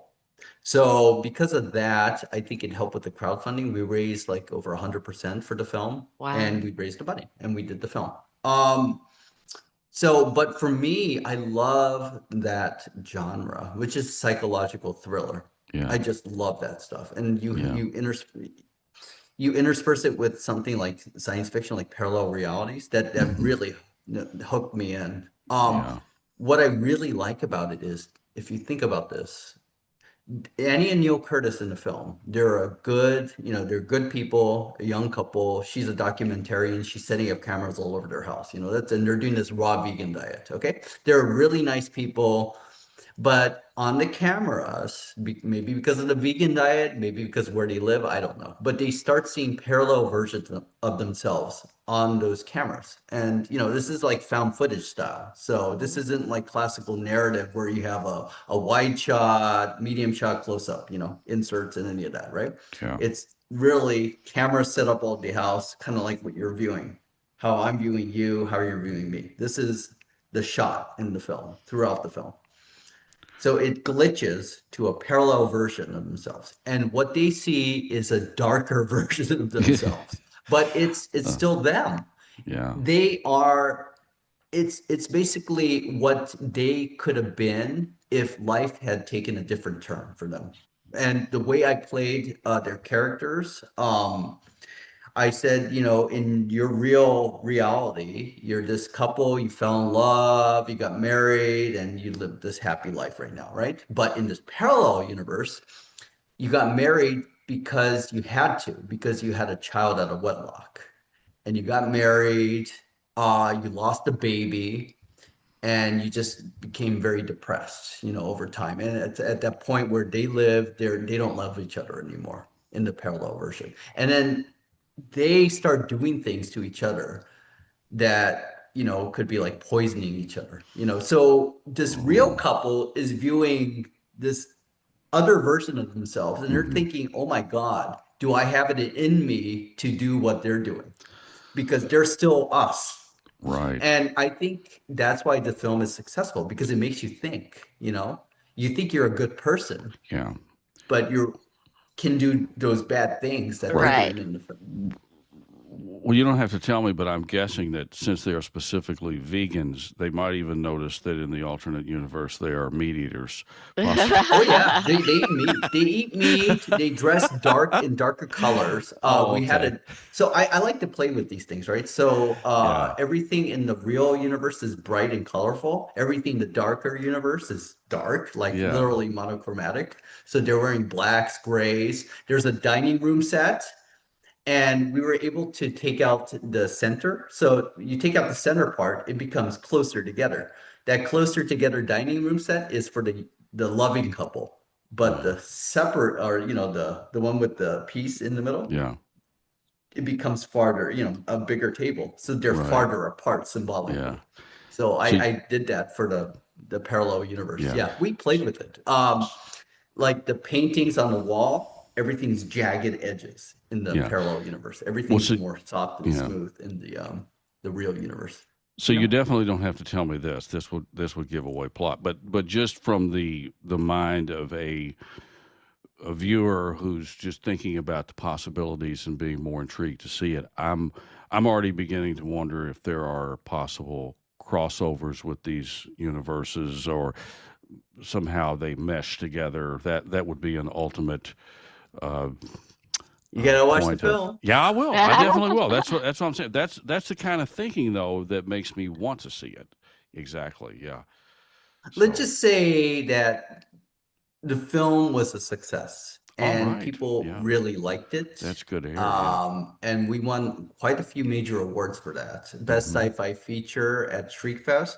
I won Best Director at the Las Cruces International Film Festival. That's one of my biggest awards I've won.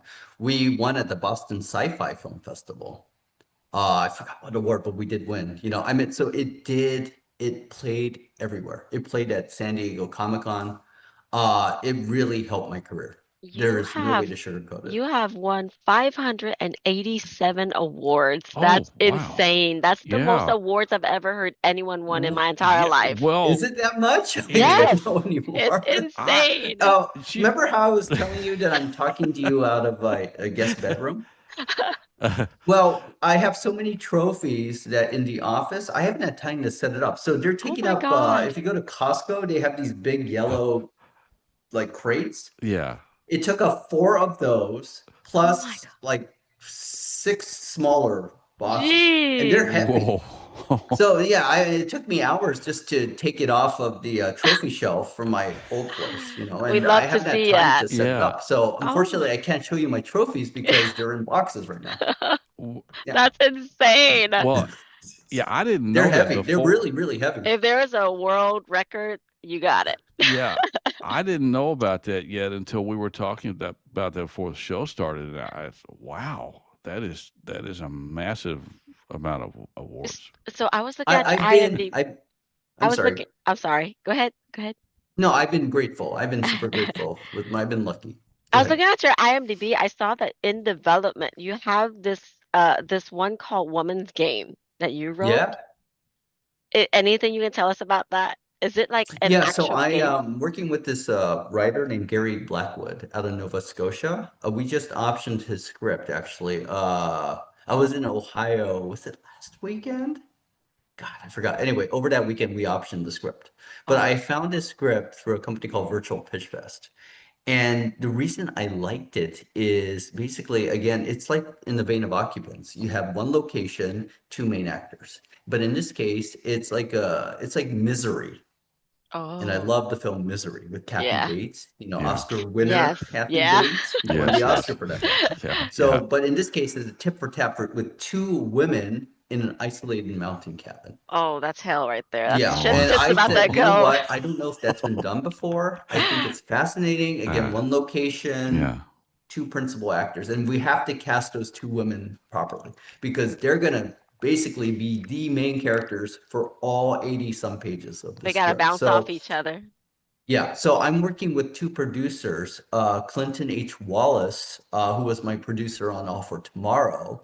We're going to go location scouting at some point Ooh. once I, you know, settle into my new place. Ah, that's your next But yeah, one. somewhere there's mountain cabins that he's has access to basically. So we're gonna try to find one, and it has to be a very specific type of mountain cabin. Oh, that's amazing. But we're going to go location scouting. But the other thing is, I'm working with another producer, Calvin Vanderbeek, and he thought the idea was also fascinating. Oh. So yeah, When, that's knock on wood. yeah. That would be my eighth feature film. When I saw it on I'm like, oh, this is gonna be awesome. I'm so happy to hear that because yeah, that's what I want people. That's the I want people to what people's appetites, and I'm I already like the fact that you intrigued when like I that. saw it. So that's why I was like, I need to ask you about it. I had it on my list to ask. Yeah, yeah, misery. Just think misery. Just think misery. Yeah. Yeah. Thank you. So, So out of all Oh, your but projects yeah, that occupants. Yeah. So, did you want me to keep talking about yeah, yes, occupants yes, no, go or? ahead, no, go go ahead, go go ahead, go ahead. ahead. Yeah. Sure. Go ahead. Go ahead. So we're sort of backtracking, right? So we're going back to my fourth feature. So Yes. I mentioned my first three: PJ, Chasing the Green, Nathiad. Occupants is my fourth one. That was just super successful. We shot that over it was a 9 or 10 shoot days in LA. We actually filmed in this beautiful house, like 90-year-old house, and I'm convinced it's haunted. We rented it through Airbnb, right? So we literally were able to live there. And I Oh, did. you I, stayed I there? actually lived Oh. there for the duration of the shoot. And there was 2 days when we were filming, and then we shot back to back for 10 days. Okay. So after shooting for 8 straight days, and those days are long, right? We're talking more than 12 hours per day, right? It gets to you in your mind, because Oh. I think the human mind can take only so much. So Yeah. by the eighth day, I didn't have any friends staying with me, and I had my friend Eric Cast. He was there, great guy, by the way. He's a producer on my last two features. But he was a co-producer on this one. And he was there. Howard was there, but then Howard left to go back to New York, and Eric had to go back to Arizona where he lived. I was just staying by myself for the last 2 days, and I was staying in the one room we did not see in the film, which Did you was already know it this was one bedroom. haunted? Did you already know Well, it was here's the haunted? thing. So Oh. there's one room where flies just kept dying, just in one little Oh. room. And my friend Jennifer Durst, she was like, we called the fly scooper. But it was Oh. just that one room. And then there were Mm. other instruments. Like we had a green screen set up for Robert Picardo's character. And then we heard a coughing from behind that. But there was nobody behind there. And we're like, oh, Oh. and then the dishwasher would just start on its own. So it's Oh. incidences like that. And I was staying by myself at 2 in the morning, and I had to go to the bathroom. I was in the guest bedroom where, again, the Someone door was coughed. shut, right? I mean, that's the room you do not see in the film. But in order to go to the bathroom, so we had clogged up the toilet the first couple days. So we had to get an Andy Gump, and it was all the way in the backyard. So I had to literally go from one end of the house to the backyard to go to the bathroom. You know what I did? I turned on every single light in the You house still, as you walked. because I was freaking out, and I did not want to anger Uh, any ghost or whoever was in there. Because I'm by myself at 2 in the morning by myself. Yeah, No, right. no, it was getting to me. My mind was, yeah, a that's little scary. insane there. That's my experience. This is That's fun. It was a fun. beautiful house It's though, fun Yeah. but now it's that you 90 think years about it. old. Yeah. What's that? It's fun now that you think about it. It wasn't fun at the In time. retrospect. But it was a very beautiful house, but it did have a lot of history. And that's Yeah. why I'm convinced it's haunted. Which one was your So fifth that film, yeah, one? it did well. I meant, just FYI, I know you mentioned how Staycation, how did it come about? I just want to get back to Staycation. That's my sixth feature, but Okay. we started it because of COVID, and we wanted to make a film during COVID. If you remember, during that time, everything was shut down. The Screen Actors Guild was shut down. You couldn't go exterior at all. So we did this, Harris and I did this little tiny film called Routine. It was a test film. And we shot at my previous place I lived, my condominium, right? And we got an actress, Paige Laurie Purcell, who was not part of the Screen Actors Guild. And she came from San Diego. And she was Wow. willing to film with Harris and I in my condo for that one day that we shot. They allowed you to And fly? because we couldn't do an exterior, we drew the third act with a DC Marvel Comics artist named Dave Beatty. He drew the third act for us. Oh, So wow. Routine was like a 5 minute proof of concept, basically. And it was very successful to a point where we approached investors to do Staycation, and they said yes. And of course, by that point, they knew I had worked with a lot of name actors and a lot of Star Trek actors, by the way. It's not just Robert Picardo.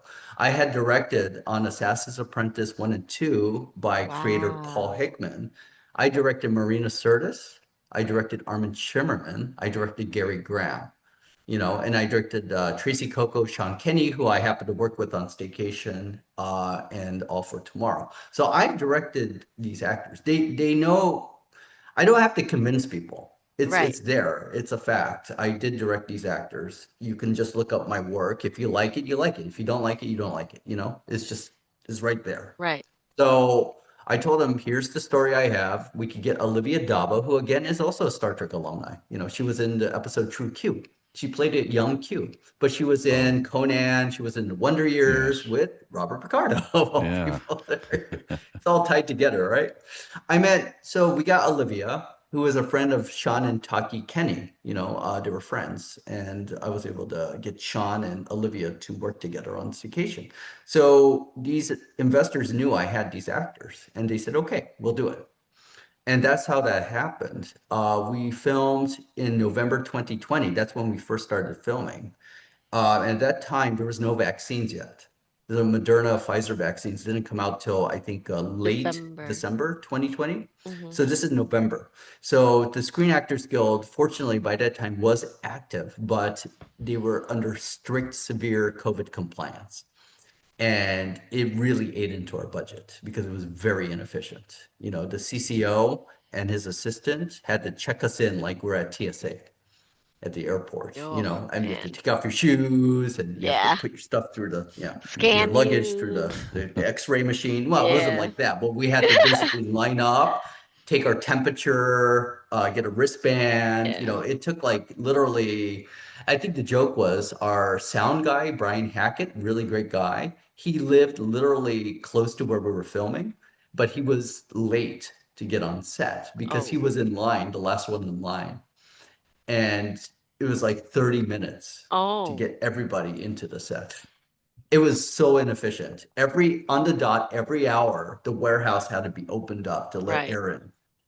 Ooh. So it didn't matter if you're doing a 12-minute take, and the performances were stellar, right? 6 minutes in, we go, cut. We have to open up the air. I mean, it was very inefficient. So, but we shot that film piecemeal for 2 years. I've never done a film like this before. And hopefully I'll never do a film like this again.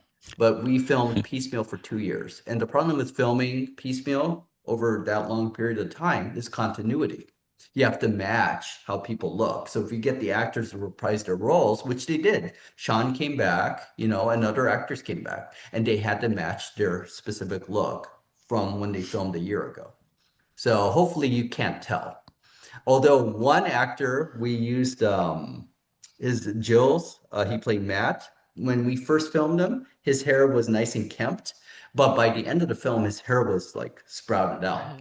But it worked in the context of the film because, he had to travel from Europe to try to get back to his girlfriend in the US.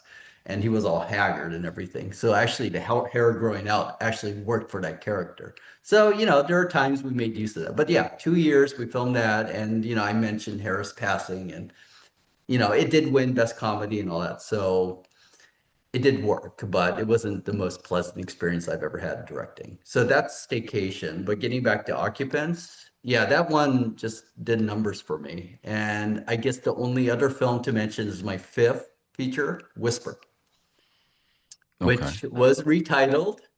Can you guess? Whisperers? I'm just kidding. American Whisper.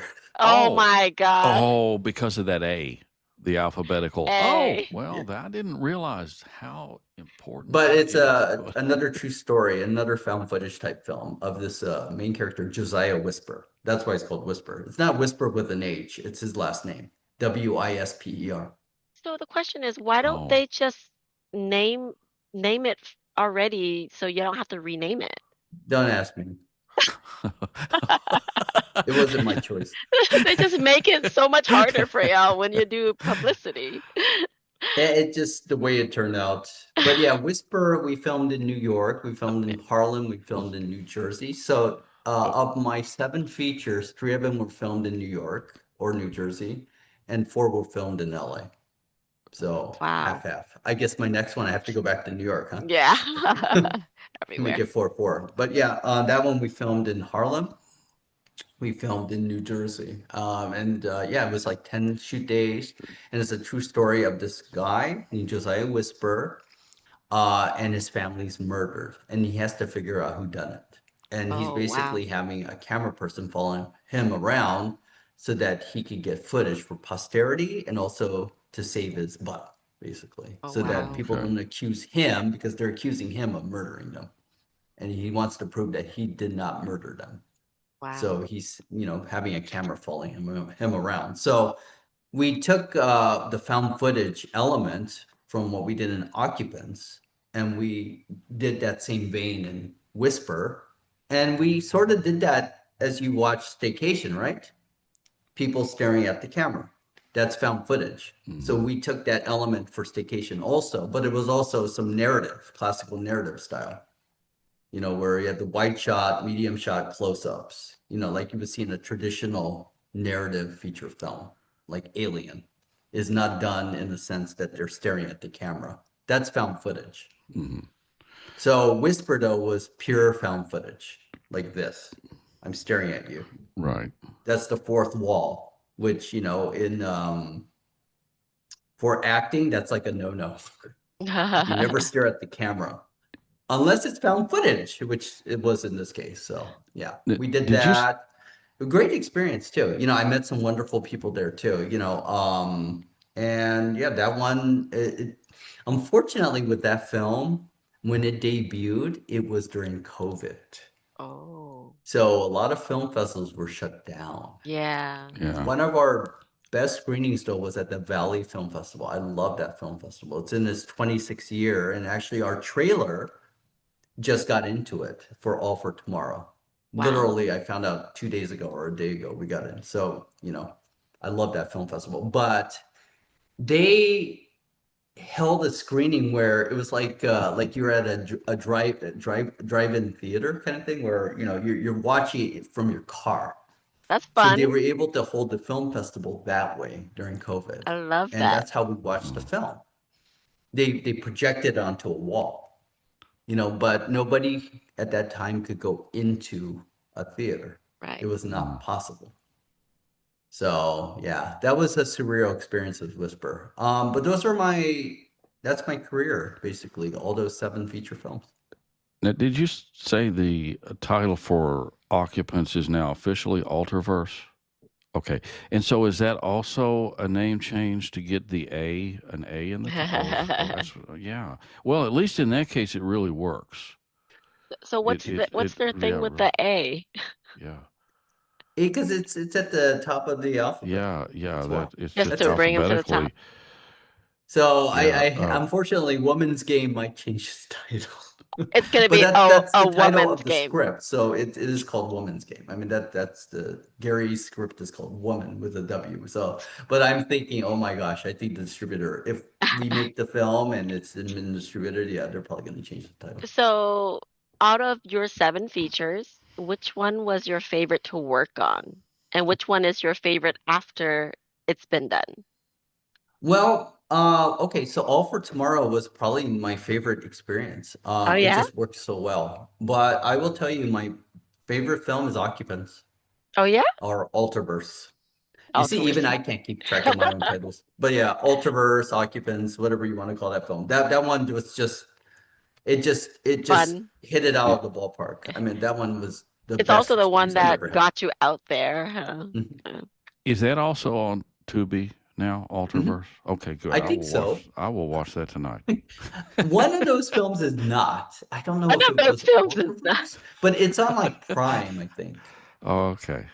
I know one of the 6 features is not, and I forgot if it was that one or Nathaya was not on Tubi. But if it's not on Tubi, it's going to be on some other platform. So I see another one on yours, and I like haunted stuff, and it says The Dollhouse. A teacher haunts a high school via a dollhouse. And can you tell me a little more about that?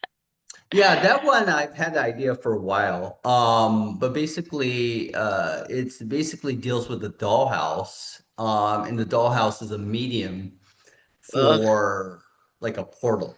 Oh my And my God. idea, and it's still being developed, but basically imagine you have like a Romeo Juliet situation Oh. and they meet up, they get stuck in this dollhouse and they fall in love. But then Oh. they realize they're from 2 different time periods. And Oh my God. they can't meet in real life, basically. So they're just, Oh. that's it in that little portal of the dollhouse. Oh, that's not gonna be a good ending. Well, we're still developing the idea, but I was thinking that's very intriguing. That's Yes. very different because I don't think I've Yeah. ever heard that being done before. That's Yeah, gonna be I amazing. like that idea. I love it. Whether we don't know the ending yet. We'll see. Yeah, that's But I amazing. still I like love that that. idea. Yeah, I I do love too. it. Sounds very original. Very Yeah. original. Knock on wood. I'm still So, stuck on the women's game, so. Thank you. I'm so happy to hear that. I really am. Yeah. Thank you. another one I have to ask you about, Russell, because I like insect horror, and I'm assuming this is insect horror. It's one called The Bug in the Bathroom, in which you were Oh, that you're an one, editor. It's a I was 50. just like I helped out this woman who her Oh, name is okay. yeah, Catherine. She passed away, but yeah, that one Oh. I didn't have too much to do with. Oh, okay. Yeah, I it saw. was a film that she did out of Utah. I was helping other filmmakers at that time of Okay. my life. Oh, okay. Yeah. Yeah, I just got attracted to that It is a insect good title. Yeah, but subject she there. It unfortunately says, she was my script supervisor on my first couple films, and I just wanted to help her out. okay. And another thing I wanted to mention before I forget, and it relates to Apocalypse Death Party, is the name of one of the production companies for that really stuck out to me, called Alien Donut Films. I Donut. liked not just the name, but how afterwards you have literally a picture of an alien, a picture of a donut, and a reel of film. And so with I know so often those titles, production company titles, have some kind of significance. So I couldn't help but ask you if there's anything about Alien Donut Films.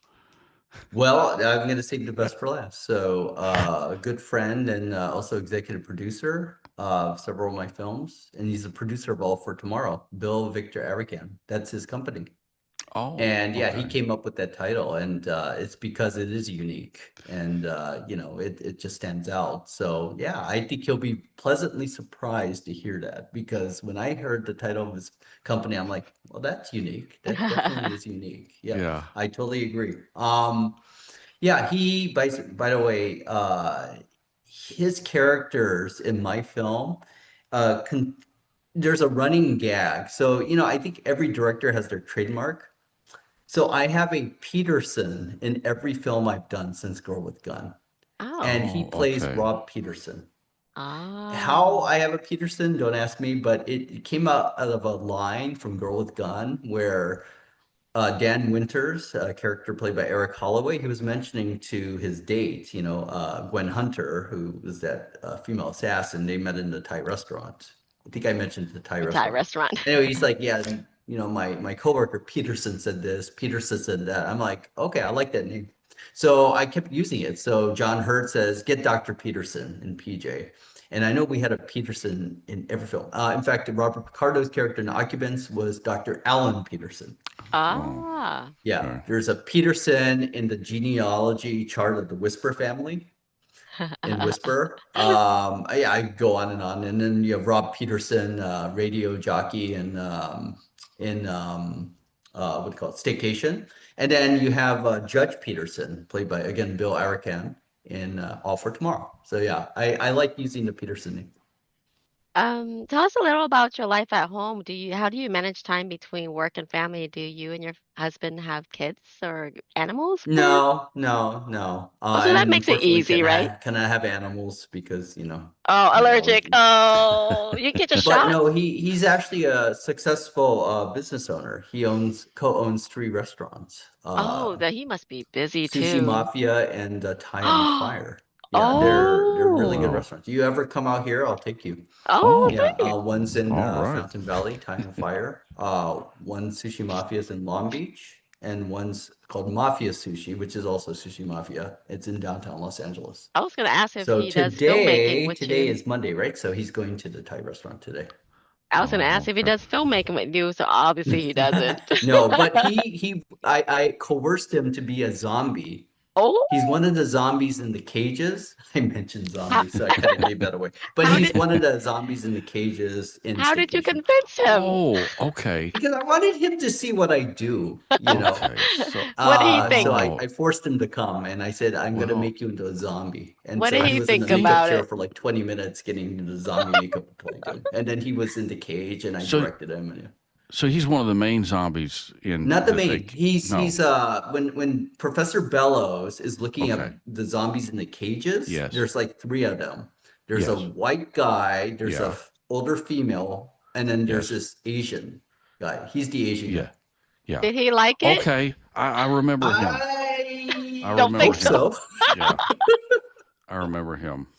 Yeah. Ah, Uh, but that's funny. one of the things I wanted to throw in before I forget about staycation is I really liked how in the beginning, and I'm not going to give anything away, but just generally the transformation with the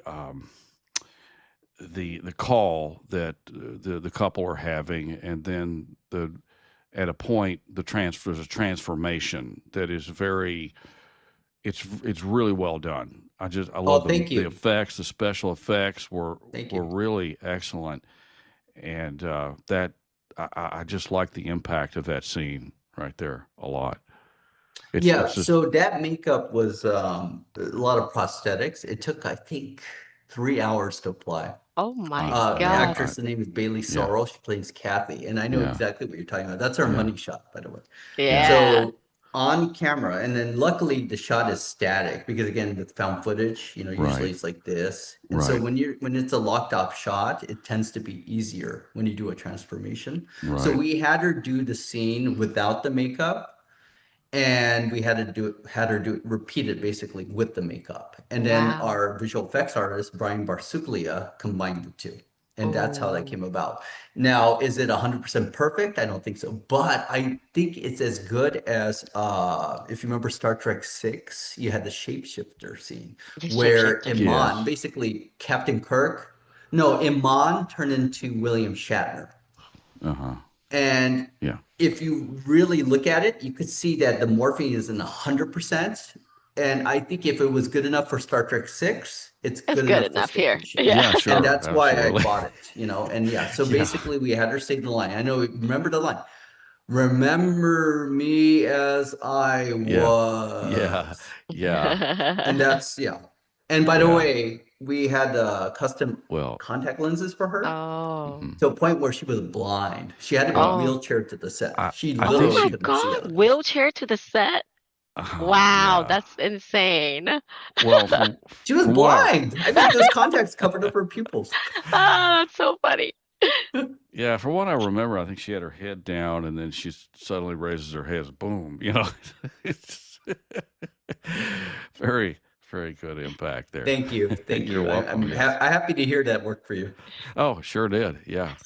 What are your hobbies outside of filmmaking? I love coin collecting. Oh, Oh, I'm a wow. coin We have collector. so much Yeah. more in common. I do too. Oh, wow. I've got a big coin collection. Yeah. Do you? What do you collect? I collect I pennies. I collect mostly early colonial American money. I have a Ooh. lot of other stuff too. I have a type collection, the mm-hmm. Oh, best wow. type of everything historically from Yeah. all denominations, but early colonial coins from all the different things they would have collected during the colonies, the French écus, the Spanish pillar dollars. Yeah, I was going to say you have Yeah, the real. I do. I have a whole set of those. Wow. The going from the 8 all the way down to the half or the fourth and everything else. Yeah. I Can don't I can know. I ask what your most prized coin is? I was gonna add that too. My most prized coin at this point, I love the Spanish pillar dollar. So at a recent coin show, I found a graded, encapsulated 1853, Wow. and that's Spanish pillar dollar. In Wow. It's in about fine condition, Okay. just really nice tone and great eye appeal. That's it right now. Well, who knows what So, it'll be after the next coin show. so is it PCGS or NGC? This one is, I think it's PCGS. I've got an AQ, a French AQ, which is the equivalent, the dollar of the French dollar, I guess, silver dollar of the time. It's also PCGS. Yeah, You know what I love about coins is it's a piece of history. sure. And you get to learn the history of that time. It, Like the Spanish dollar, yeah, right, was and that's used as exactly a what it is. currency It's in the so much Americas more. before US Right. That's the most had its own fascinating thing. currency. Is not just the coin, but I'm sure you're like me. You get into all the historical things about it, and it's just fascinating. And I got to throw this in real quick. I'm sure you're going to appreciate this. I was at a coin shop a long time ago, and I found in a like it was a junk box these pieces of a triangular pie shaped pieces of eight. Well, they were Hmm. pieces of eight. You know, they Hmm. literally cut them up during the time, and I got them for like 25 cents or so. And I mean, those are, yeah, yeah. That's part of the, Yeah, they would stamp yeah, some of the coins too, sure, yeah, counter and stamp, yeah, yeah, sure, you would think now it's right, sacrilegious, what they're right. doing to the coin, So but that's what they did back So then. since you bring that up, now I got into coin collecting through my grandfather. He gave me a lot of Oh, coins. But how did you? I'm just curious. How did you get into coin collecting, Russell? grandmother. Oh, okay, Oh. okay, okay. Well, yeah, Yeah, What is she the had a o- penny collection and yeah. she gave it to me and I continued it. So I Same. Well, collect 1 cent coins from hmm 1793 to I was gonna present. ask which one was the oldest one? My 70? oldest coin would be the chain cent, 1793 chain cent. Wow, Yeah. 17. oh, If you okay. know anything about the history of the 1793 I coin, don't. so the mint was founded in 1792, Yes, yes. and one of the first coins was, I think, the 1 cent coin. Back then it was Hmm. called a large cent. It was much bigger than the Yes. Oh, penny. The Yep. penny, which doesn't exist anymore. They yeah. discontinued it last year, which I was very sad about, but it's over. Yeah. But yeah, I mean, if you know anything about making a penny now, it's like costs like 5 to 10 cents to make one Cost more, penny. yeah. Yes. So it's very inefficient. So Yeah. I get it. I get why the penny was discontinued. Yeah. But back then, so when they first had the chain cent, they criticized that coin, the contemporaries. They said that liberty looked affright. And back then it was all liberty. All of the Oh, coins yeah. had liberty on it, the goddess liberty. It's like a French goddess, right? Hmm. Libertas, or yeah. So anyway, but she looked freaky and people didn't like the way she looked. She And looked then on the freaky. back was 15 chains because at that point it was 15 states. And Yeah. they said it was akin to slavery. So they were Oh, criticizing that coin, and that coin was discontinued almost immediately. So there's wow. not that many of those chain cents. And I'm always thinking, I have three of them. Maybe somebody like George Washington had held that coin. Hmm. How Sure. much do they cost right now? Do you have The them? cheapest one, my chain cents are crappy. Okay, they're really Oh, crappy. He's fine. I'm like mine is maybe poor. Yeah, But I mean it goes from like 1 to 70. I think I'm close to right. 1 or 2. Okay, but even at Yeah. that condition, it's $3,000. Sure. Yeah. wow. That's uh-huh. Yeah, that because those I coins are rare. I They're didn't. Yeah. not they're I'm not, glad we there's not talked. that many of them. Yeah, I'm glad we talked about coins because I didn't even know I didn't know that the chains that coin was discontinued for that reason. Yeah, it I was had not. so quick. That coin was so Yeah, unpopular. well, interesting. Oh, yeah. Let's Yeah, go back. Yeah, look Sorry. it up. It's really interesting, but you get to learn history, right? You get to yeah, learn right, what sure, happened in 1793. I mean, right, that's really what there was a newspaper article criticizing the coin. right. Yeah. My last question for you is what was your most proudest moment in your career? Oh my gosh, my most proudest moment. I would. There's so many of them. Geez, Let's name top three. my first film score. I think I mentioned that having an actual, feature film score with orchestral players. That was a dream come Yes. true. Oh, Celebrating my 30th birthday birthday. on set. There's another was my 40th birthday. Oh, Another shout out to another producer of mine, Troy Gabaldon, who hired me to do a film called Collar. He threw a surprise birthday party for me for my 40th at oh, BJ's, and Janine was there, and yeah, it was like I had some really good experiences. So that wasn't like on set, but it was with my film family. And the that fact that they would do that for me and not even tell me. So this is back, what, 2017? Yeah, 2017, I turned 40. And they said, just meet us at BJ's. I'm going, okay. And we had filmed, I think, like a couple of months before that, with Collar. And Collar did very successful too. So, I love Troy. I want to work with you're done Troy. filming and they still did it for you. That's family right there. Yeah, I was super grateful. Yeah. I mean, didn't have to do it. So I Yeah. would say those experiences is very personal experiences, That's for me. Because you want it to be fun, right? You want it to be fun. So is it one of those premieres? I mean, here's another one. This I guess the fourth one, but I Yeah, got to that's mention fine. this. So I didn't know with Occupants what we had, right? Because we did the film. We had a screening at the Writers Guild because the writer is a WGA. So Hmm. she gave us a free screening there. And it was casting crew and everybody just was like clapping. Oh my God, it was so good. But I'm going, okay, it's the cast and the crew. They're going to be biased. Of course Of they're going to course. clap, right? I mean, it's like, okay, fine. But we screened at Shriekfest and we got like a standing ovation. And they wouldn't stop Oh, clapping for I don't know how long. Like what the credits were rolling, they just kept clapping, wow. clapping, clapping. I was with Harris, my late filmmaking partner, and we were like sitting in the back and we're going, oh my God, they really do like it.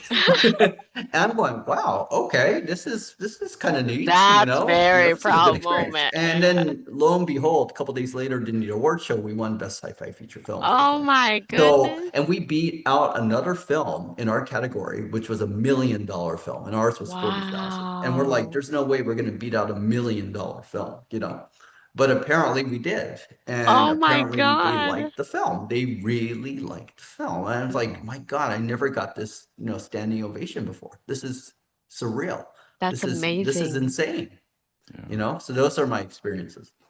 Got another one?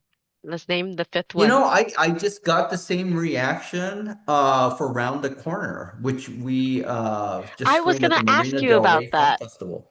Hmm? I was gonna ask you about that. That came out this year, right? That came out a couple days ago. Oh, okay. I was gonna ask you That was a that. couple days ago. And we had a screening on in Beverly Hills at the Lumiere Cinema. I think it was on Tuesday. It already So won so many Tuesday, we awards. were part of a block because it's a short film tie-in to, so it's a block of short films, right? And after the film, it was just like 4 minutes. It's not that long, right? But everybody was clapping and they were whooping. They loved it. I'm going, wow, okay, this is cool. This is really cool. And guess what happened during the award show on Friday?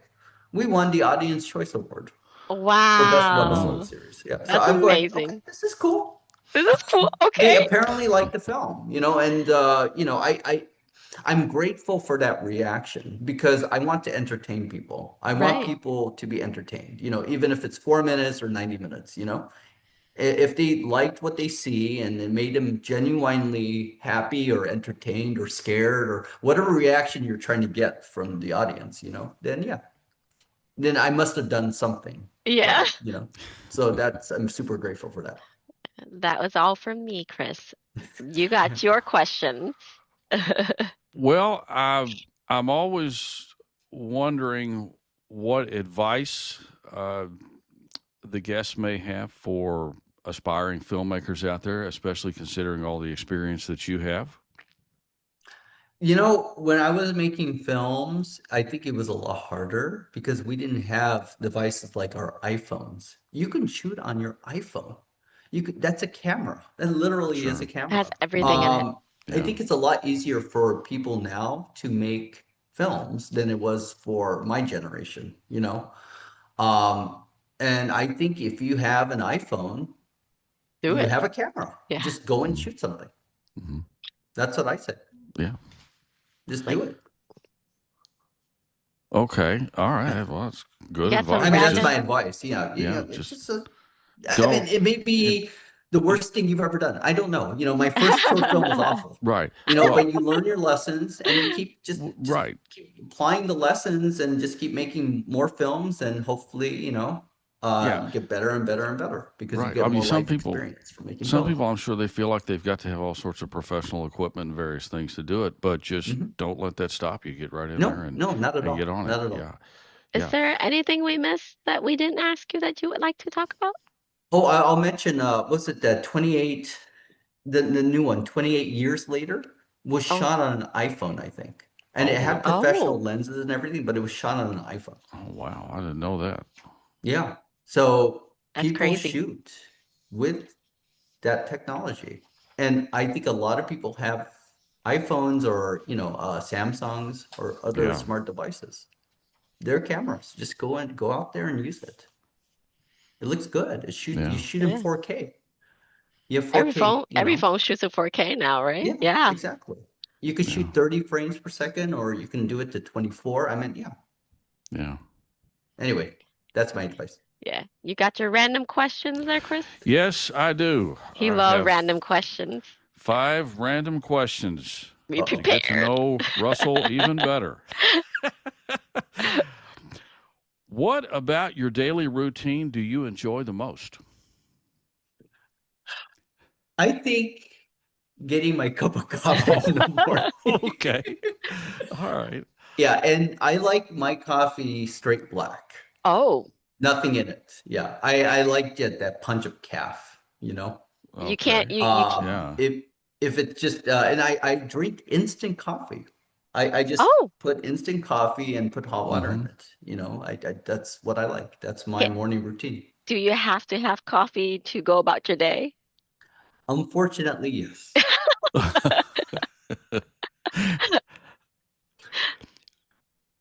My next question was, what is one hobby you have that has nothing to do with filmmaking? But I know we've already very thoroughly covered Coins. that with coin collecting. Yes. So, Another one, I like to dine out different restaurants with my husband, Eddie.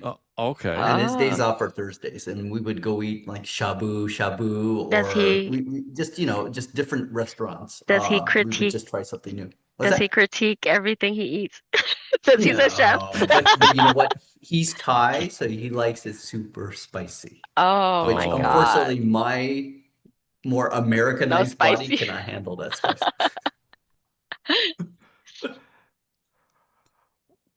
if you could go back in time and witness any historical event, what would it be? Oh, that's a good one. That's a really good one. Don't be don't be witnessing any death, okay? Chris, talk You about know, Chris. geez, Chris said he wanted to witness the Titanic, be a fly on the wall, the witness the Titanic. Titanic. I said, you want Oh, to Well, you know watch what? people I Okay. die? said only so I really know what happened to it, You actually. want to There's watch all people these. die? I know. I just want to know what actually happened. Well, Wait, hopefully whether you're it hit not an on the iceberg. Titanic, or you're able to transport Yeah. off of it before it sinks.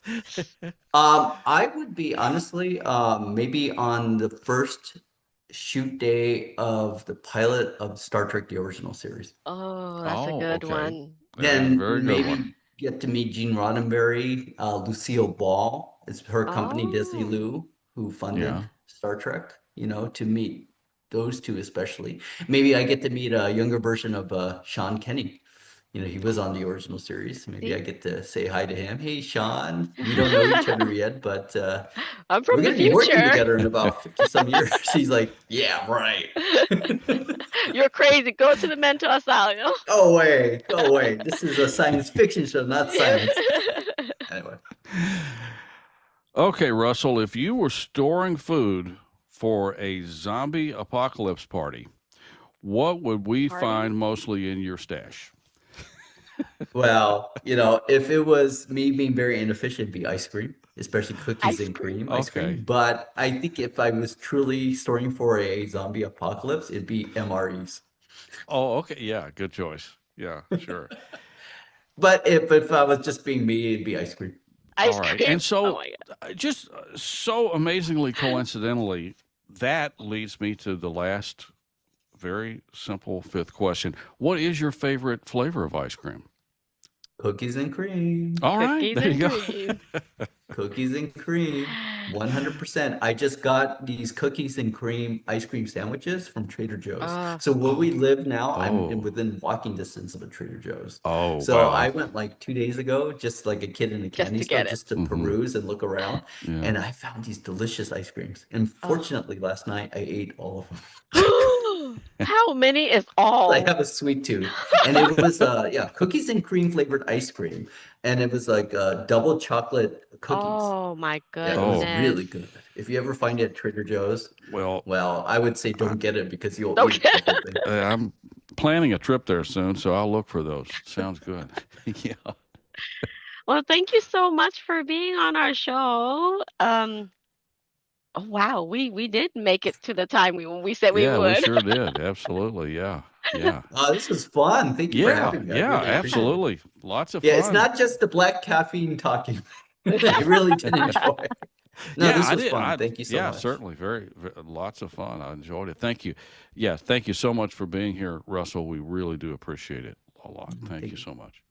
I will be editing this, and it will probably be on tonight or tomorrow morning. And he will send you a link, and we will tag you on the page.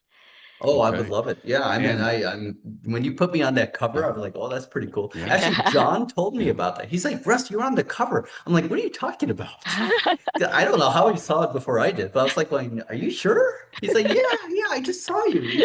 He had a photo of you. I'm like, oh, okay. And then you tagged me like Yeah, I think an hour later into our Yeah. conversation with yeah, John. He's like, yeah. yeah. He just sent it. If you could, please send me some more photos because everyone that's on our show also gets featured into our magazine. When you say photos, you mean Any me photos or of my you films? and your film, anything you Yeah. would like to be part of the magazine. Y- I don't know if I have your contact. I definitely have Chris's. Should I Uh, be? you will I probably tagged you on, Oh yeah. yes, Then I will face. Should I Yeah. messenger you? you can messenger me, yes. Okay, Yes. awesome. Thank And you. I look forward to seeing you, and we will be publishing you soon too on the magazine. Well, Okay. thank you. I hope I did okay. You I did Oh, think that sure. I went amazing. Oh, This crazy. was a absolutely. lot of Oh, fun. sure, Thank you. sure.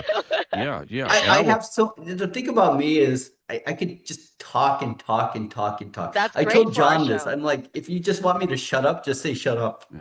No, this is Yeah. what this is Oh for. no. This is Oh, so it's you can awesome. talk. Yeah, absolutely. Yeah, yeah. And I'll see you at the Imaginarium coming up Yes. here Yeah, I'll in send you Louisville. Yeah, information sure. once they tell me exactly. I know Okay. Saturday the film is screening and I'm Okay. requesting that they do the panel on that day also. So Okay. All right. Saturday, I guess it would be July 18th. All It's, right. it's the Great. 17th to 19th for sure. But it's the 18th, I think, would be the Saturday. So I'm Okay. definitely there on Saturday. All Don't right. forget to take pictures. I'm sure will. I do want to see some of your coins. Oh, okay. I don't Absolutely. know if that's okay, That is especially no. since That they're is kind of actually. Let expensive. me I tell you. understand that, but Let me would tell. love to No, see some. absolutely, Russell. Let me tell you. If you're like me, you get excited when you meet people who collect these kind of things, and they want to see it. I would love to show them to you. Oh, I would Absolutely. love to see it. Trust Yeah. me. Sure. Yeah, Yeah. yeah, I love coins. Sure. I may collect pennies, but I love every coin. All right. Well. I can Yeah. stop the recording now and leave Zoom on so you guys can share your coin collections. Well, I'll take. Yeah. We'll see it. Yeah. All right, You'll here you see. Yeah. go. Well, Okay. All this right. podcast's gonna stop now, and y'all can share your recording. Okay. Bye. Clicking the link, lean in, your grin, two mics, alright, let's dive.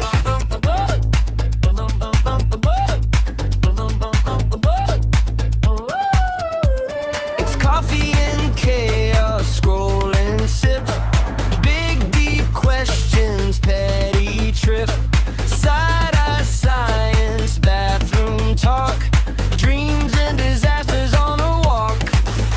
Contagious podcast, catching on so fast, about everything and nothing. You'll be laughing, then you're thinking. The Contagious podcast.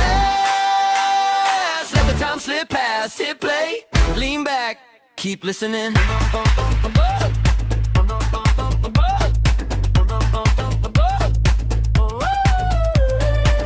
Hot take, heartbreak, kitchen chair, life on mute. We overshare. Leans, walled stories, Crisco's wait. Two open diaries, one with faith. Contagious podcast, catching on so fast, about everything and nothing. You'll be laughing, then you're thinking. The Contagious podcast. Let the time slip past, hit play, lean back, keep listening.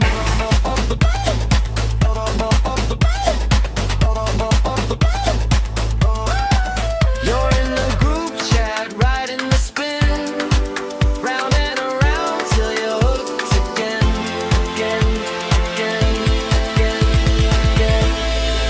The Contagious podcast, catching on so fast, about everything and nothing. You'll be laughing, then you're thinking. The Contagious podcast. Let the time slip past, hit play, lean back, Keep listening.